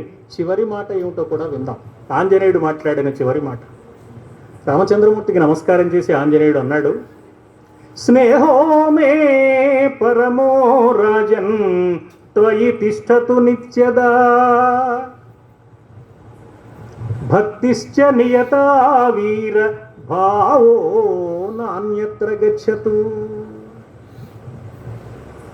ఎదురెదురుగా ఉన్నాం కాబట్టి నీ మీద నాకు భక్తి, దూరంగా ఉంటాను క్రమంగా భక్తి తగ్గిపోతుంది. తిరుపతి కొండ మీద ఉన్నంత వరకు పద్ధతిగా ఉంటాం. అయ్యప్ప దీక్ష చేసిన 40 రోజులు అబ్బో మనకంటే బుద్ధిమంతుడు లేడన్నట్టు ఉంటాం. 41వ రోజు చూడాలి అసలు రంగు బయటపడుతుంది. ఇలాంటి దీక్ష కదా ఆంజనేయుడిది. దగ్గరగా ఉన్నా దూరంగా ఉన్నా నిరంతరము నీ ధ్యాసే. ఆలయంలో ఎంత పవిత్రంగా ఉంటానో, పూజా మందిరం ముందు ఎంత పద్ధతిగా ఉంటానో, పుణ్యక్షేత్రంలో ఎంత క్రమశిక్షణతో ఉంటానో, దైనందిన జీవితంలో అనుక్షణం అలా బ్రతికే స్థితిని ప్రసాదించు. భక్తిశ్చ నియతావీర. ఏదో కాసేపు నీకోసం భక్తితో ఒక స్తోత్రం చేస్తాను, ఓ పూజా పుష్పం సమర్పిస్తాను, ఒక అభిషేకం చేస్తాను. ఆ సమయంలో మనస్సు నీ మీదే ఉండేట్టు చెయ్యి. మనం సత్యనారాయణ వ్రతం చేస్తాం. ఇక్కడేమో పాపం పురోహితుల వారు ఏదో చెప్తూ ఉంటారు, మావయ్య కాఫీ ఇచ్చావా? ఆ మావయ్య కాఫీ ఇవ్వడం వాళ్ళు మర్చిపోతారు.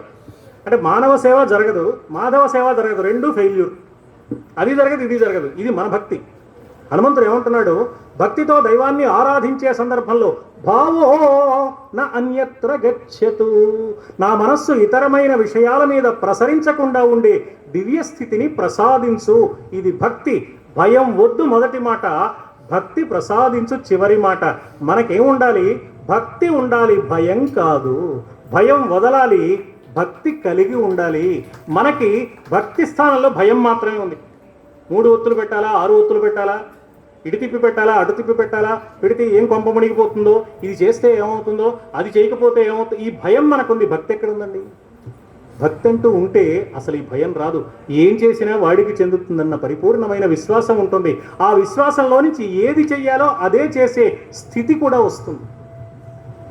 అందువల్ల భయాన్ని వదలాలి, భక్తిని కలిగి ఉండాలి, సంస్కారంతో ప్రవర్తించాలి, స్వార్థాన్ని పక్కన పెట్టాలి, నిర్భయంగా ధైర్యంగా వినయంతో సత్కార్యాలు ఆచరించాలి. ఆంజనేయుడి జీవితం మొత్తం మనకు నేర్పుతున్న కథ ఇది. ఆ కథ చాటున దాగిన ఆలోచన సుధ ఇది.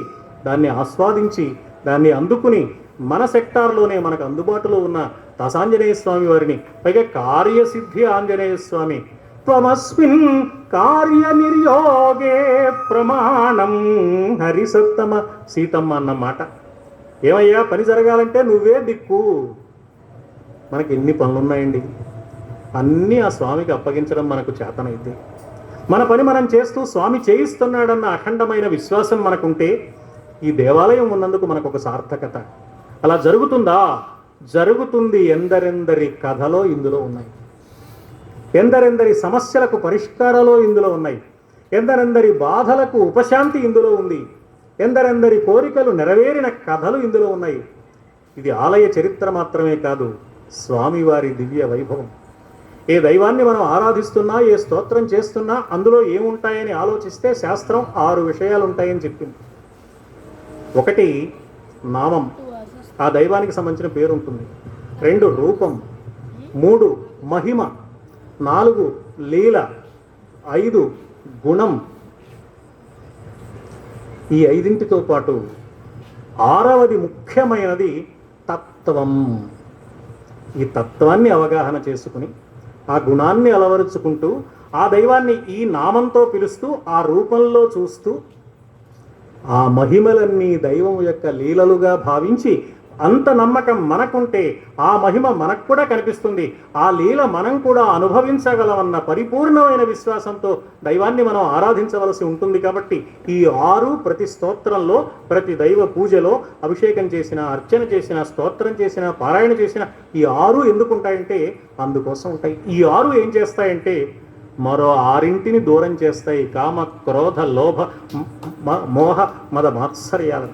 ఈ 6ంటిని సంపాదించుకుందాం, ఆ 6ంటిని దూరం చేసుకుందాం, ఆంజనేయుడి పాదాలను సేవించుకుందాం, హృదయ పద్మంలో నిలుపుకుందాం. అప్పుడు మనందరి హృదయము ఒక లోటస్. ఆ లోటస్లోకి ఆంజనేయ స్వామి వారిని ఆహ్వానించి నిత్య నిరంతర సేవలు అందించే సంస్కారం మనకు ప్రసాదించమని. ఎందుకంటే ఆయన కార్యసిద్ధి కలిగించే స్వామి కదా, రామచంద్రుడికి దాసాంజనేయుడు కదా. కాబట్టి ఆ స్థితిని మనకు ప్రసాదించమని ఆ స్వామివారిని మనందరం కలిసి ప్రార్థించుకుందాం, నిత్యము సేవించుకుందాం, భయాన్ని వదిలిపెట్టి భక్తితో ఆరాధించుకుందాం, మూఢ విశ్వాసాలను పక్కన పెట్టి శాస్త్రీయమైన సవ్యమైన పద్ధతులు తెలుసుకుందాం, నేర్చుకుందాం, వాటి ప్రకారం ముందుకు సాగుదాం. అందుకు ఈనాటి ఈ కార్యక్రమం, ఈ గ్రంథం తప్పకుండా దోహదం చేస్తుందని పరిపూర్ణంగా విశ్వసిస్తూ 4 మంచి మాటలు స్వామివారి పర్వదిన శుభ సందర్భంలో భక్తులైన మీ అందరితో కలిసి పంచుకునే మంచి అవకాశం నాకు కలిగినందుకు అవకాశాన్ని ఇచ్చిన ఆత్మీయులకు కృతజ్ఞత కుసుమాంజలి సమర్పిస్తూ ఆంజనేయుని శ్రీచరణాలకు మరొక్క మారు భక్తితో శిరస్సు వంచి నమస్కరిస్తూ స్వస్తి సర్వేషాం సమస్త సన్మంగళాన్ని.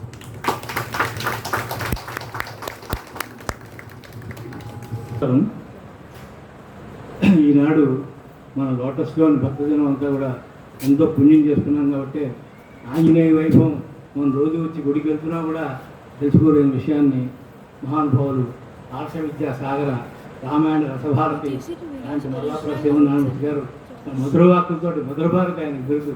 అలాంటి మధుర భారతి అయినటువంటి మల్లాపుర వారు మనల్ని చాలా ఉత్తేజితులు చేశారని చెప్పి భావిస్తూ అందరికీ అదే భావం ఉందని చెప్పి భావిస్తూ వారికి కృతజ్ఞతాపూర్వకంగా మనం చిన్న సన్మానం శ్రీ సత్కారం చేసుకుని తర్వాత పుస్తకాలు అందరూ అందుకుని వెళ్ళవలసిందిగా కోరుతూ వారి సతీమణిని ఆహ్వానిస్తున్నాం. డయాస్ మీదకి వారి సతీమణిని కావాల్సిందిగా కోరుతున్నాం. వారికి చిన్న శ్రీ సత్కారం సమర్పించుకుని తర్వాత మనం ఈ కార్యక్రమాన్ని సుసంపన్నం చేసుకున్నాం.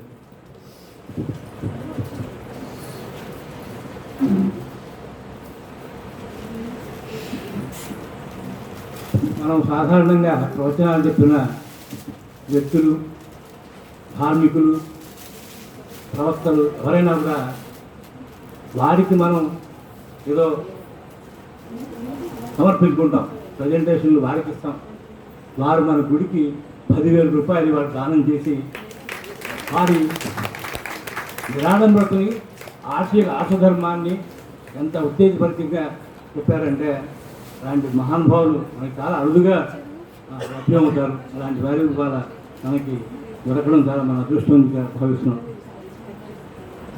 వారికి ఆలయ ట్రస్ట్ తరఫున ఎంతైనా కృతజ్ఞతలు తెలియజేస్తూ వారికి సదా వారి కుటుంబానికి ఈ కాశీ దాసాంజనేయ స్వామి గారి సీతారామలక్ష్మణ సమేత ఈ కాశీ దాసాంజనేయ స్వామి గారు, అలాగే పార్వతీ పరమేశ్వరుడు కాశీ విశ్వేశ్వర స్వామి, పార్వతీ పరమేశ్వరుడితో సహా వారి కరుణా కటాక్ష వీక్షణాలు ఎల్లప్పుడూ నిరంతరం ప్రసాదించాలని ప్రార్థిస్తూ ఈనాటి ఈ సత్కారం.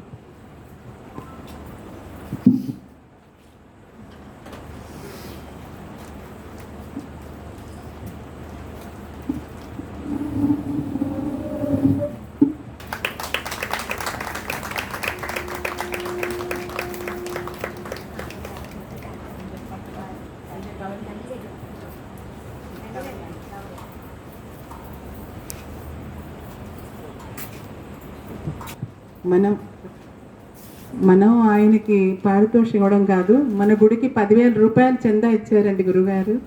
సభాముఖంగా వెల్లడి చేస్తున్నాను. ఆయన అంత నిగర్వులు, అంత ధర్మాత్ములు అన్నమాట.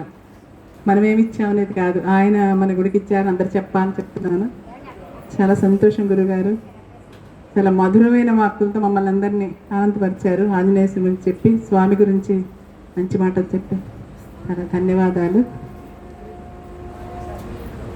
రేపు సాయంత్రం 100 చాలీసా పారాయణ ఉందండి గుళ్ళో. అందరికీ వచ్చి అందరూ 6 గంటలకు ఉంటుంది రేపు సాయంత్రం, వచ్చి వినండి. వందన సమర్పణ చేస్తారు. వందన సమర్పణ అంటారు. వందన సమర్పణ గారు ఒకసారి గౌరీనాథ్ గారు సంగీత విద్వాంసులు వచ్చారు. ఒక చిన్న పాట స్వామి మీద పాడి వినిపించాలని. రండి గౌరీనాథ్ గారు, రండి సార్.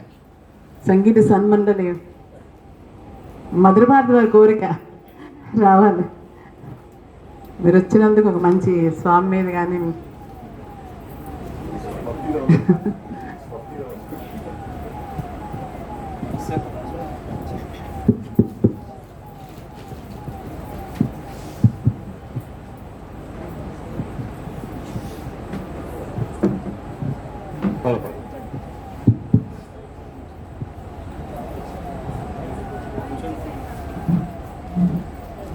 మధుర భారతి బ్రహ్మశ్రీ మలాప్రగడ శ్రీమన్నారాయణమూర్తి గారు దంపతులకి నమస్కరిస్తూ,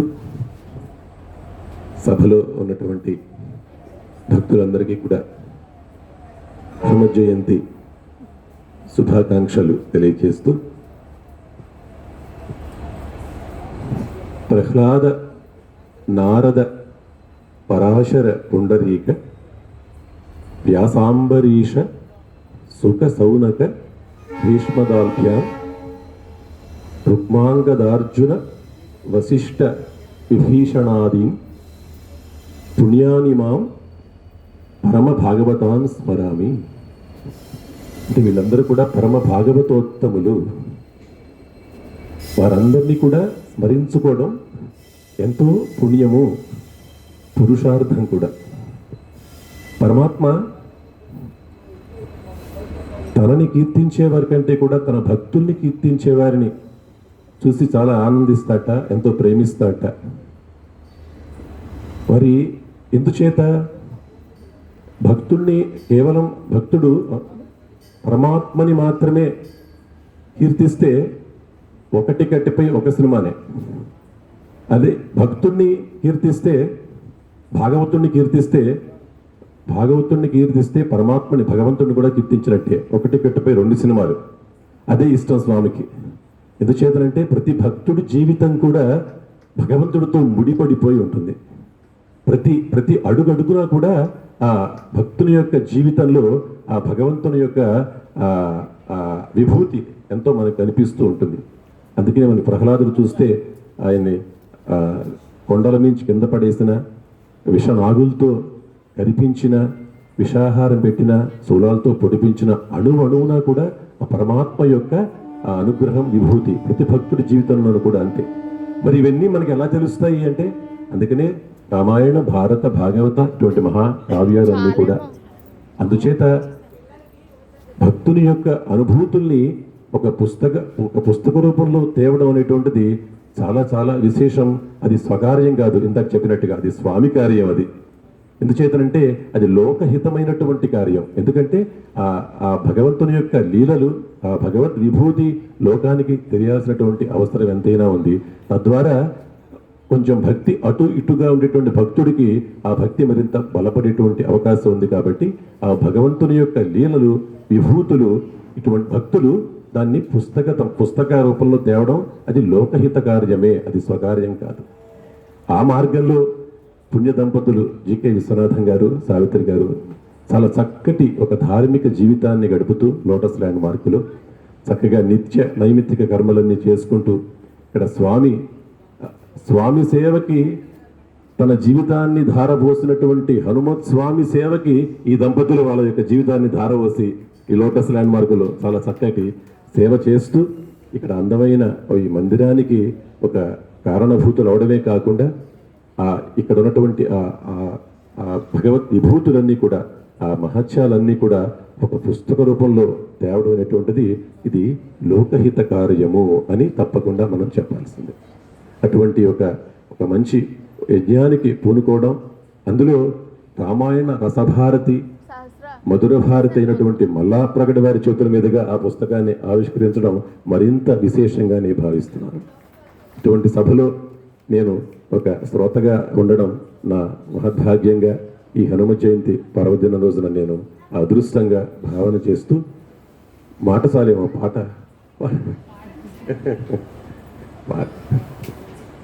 ఏం పాడమంటారు? హనుమయ్య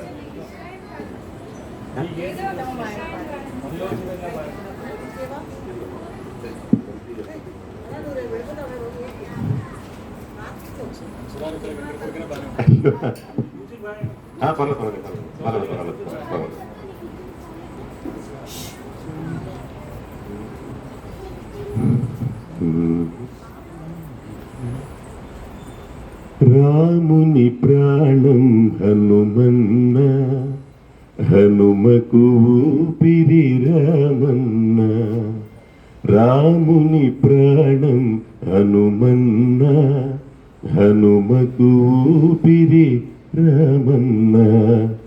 ఒకరు లేక ఇంకొకరు ఉండలేరు ఒక క్షణమైనా. ఒకరు లేక ఇంకొకరు ఉండలేరు ఒక క్షణమైనా. రాముని ప్రాణం హనుమన్న, హనుమకు ఊపిరి రామన్న. రాముని వంటి రాజే లేడు పావని వంటి బంటే లేడు రాముని వంటి రాజే లేడు పావని వంటి బంటే లేడు అవనికి వీరే ఆదర్శం సేవక ప్రభులకు నిదర్శనం అవనికి వీరే ఆదర్శం సేవక ప్రభులకు నిదర్శనం రాముని ప్రాణం హనుమన్న హనుమకు ఊపిరి రామన్న రామస్మరణ జరిగే ప్రతి తావున రంజిల్లును హనుమన్న హనుమవున ప్రతి చోటులోన అలరారును రామన్న రామస్మరణ జరిగే ప్రతి తావున రంజిల్లును హనుమన్న హనుమవున ప్రతి చోటులోన అలరారును రామన్న ఈ ఇరువురు వేరు వేరని ఎంచుట అవివేకం ఒకరి గుండెలో ఒకరయ్యప్పుడు ఉందురనుట సత్యం ఈ ఇరువురు వేరు వేరని ఎంచుట అవివేకం ఒకరి గుండెలో ఒకరయ్యప్పుడు ఉందురనుట సత్యం రాముని ప్రాణం హనుమన్న హనుమకు ఊపిరి రామన్న ఒకరు లేక ఇంకొకరు ఉండలేరు ఒక క్షణమైనా రాముని ప్రాణం హనుమన్న హనుమకు ఊపిరి రామన్న.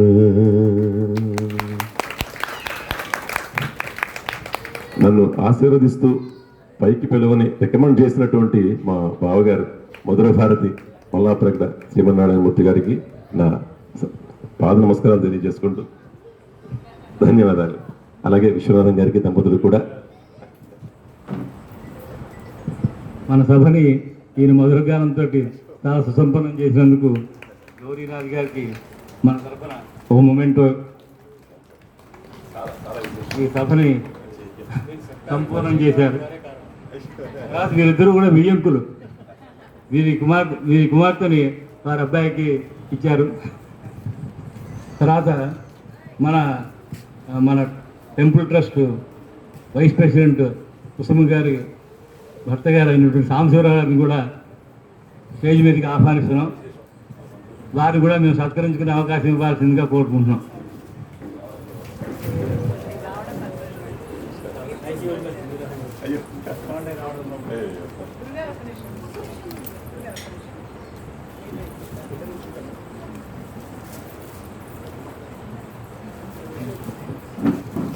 కుసుమ గారు మీరు కూడా మన గుడికి ఎంతో సహాయం చేస్తూ గుడి తరఫున నిలబడుతూ ధార్మికంగా ఉన్న మహానుభావుల్లో ఒకడు.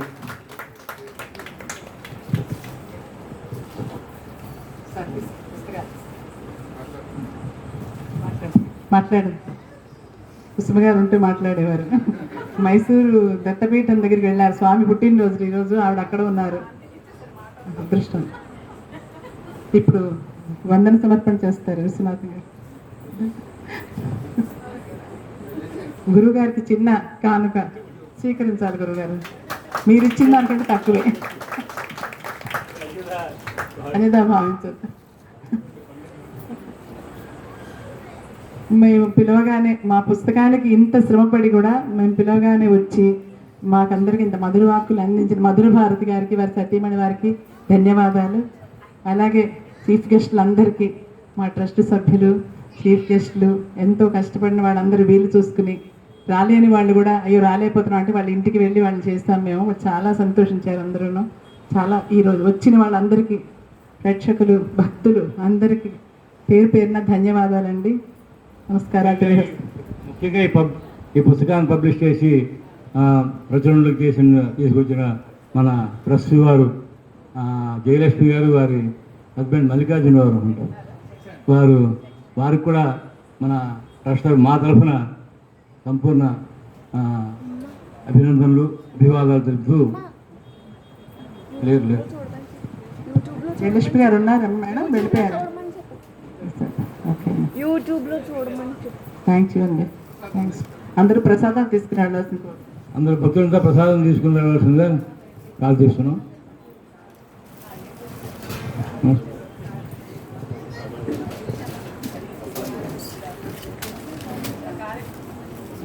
మన కార్యక్రమాలన్నీ యూట్యూబ్లో కూడా వస్తాయండి. యూట్యూబ్ ఛానల్ ఉంది, కార్యసిద్ధి గ్రూప్ యూట్యూబ్ ఛానల్లో ఎప్పటికప్పుడు పాప భవ్య పెడుతుంది.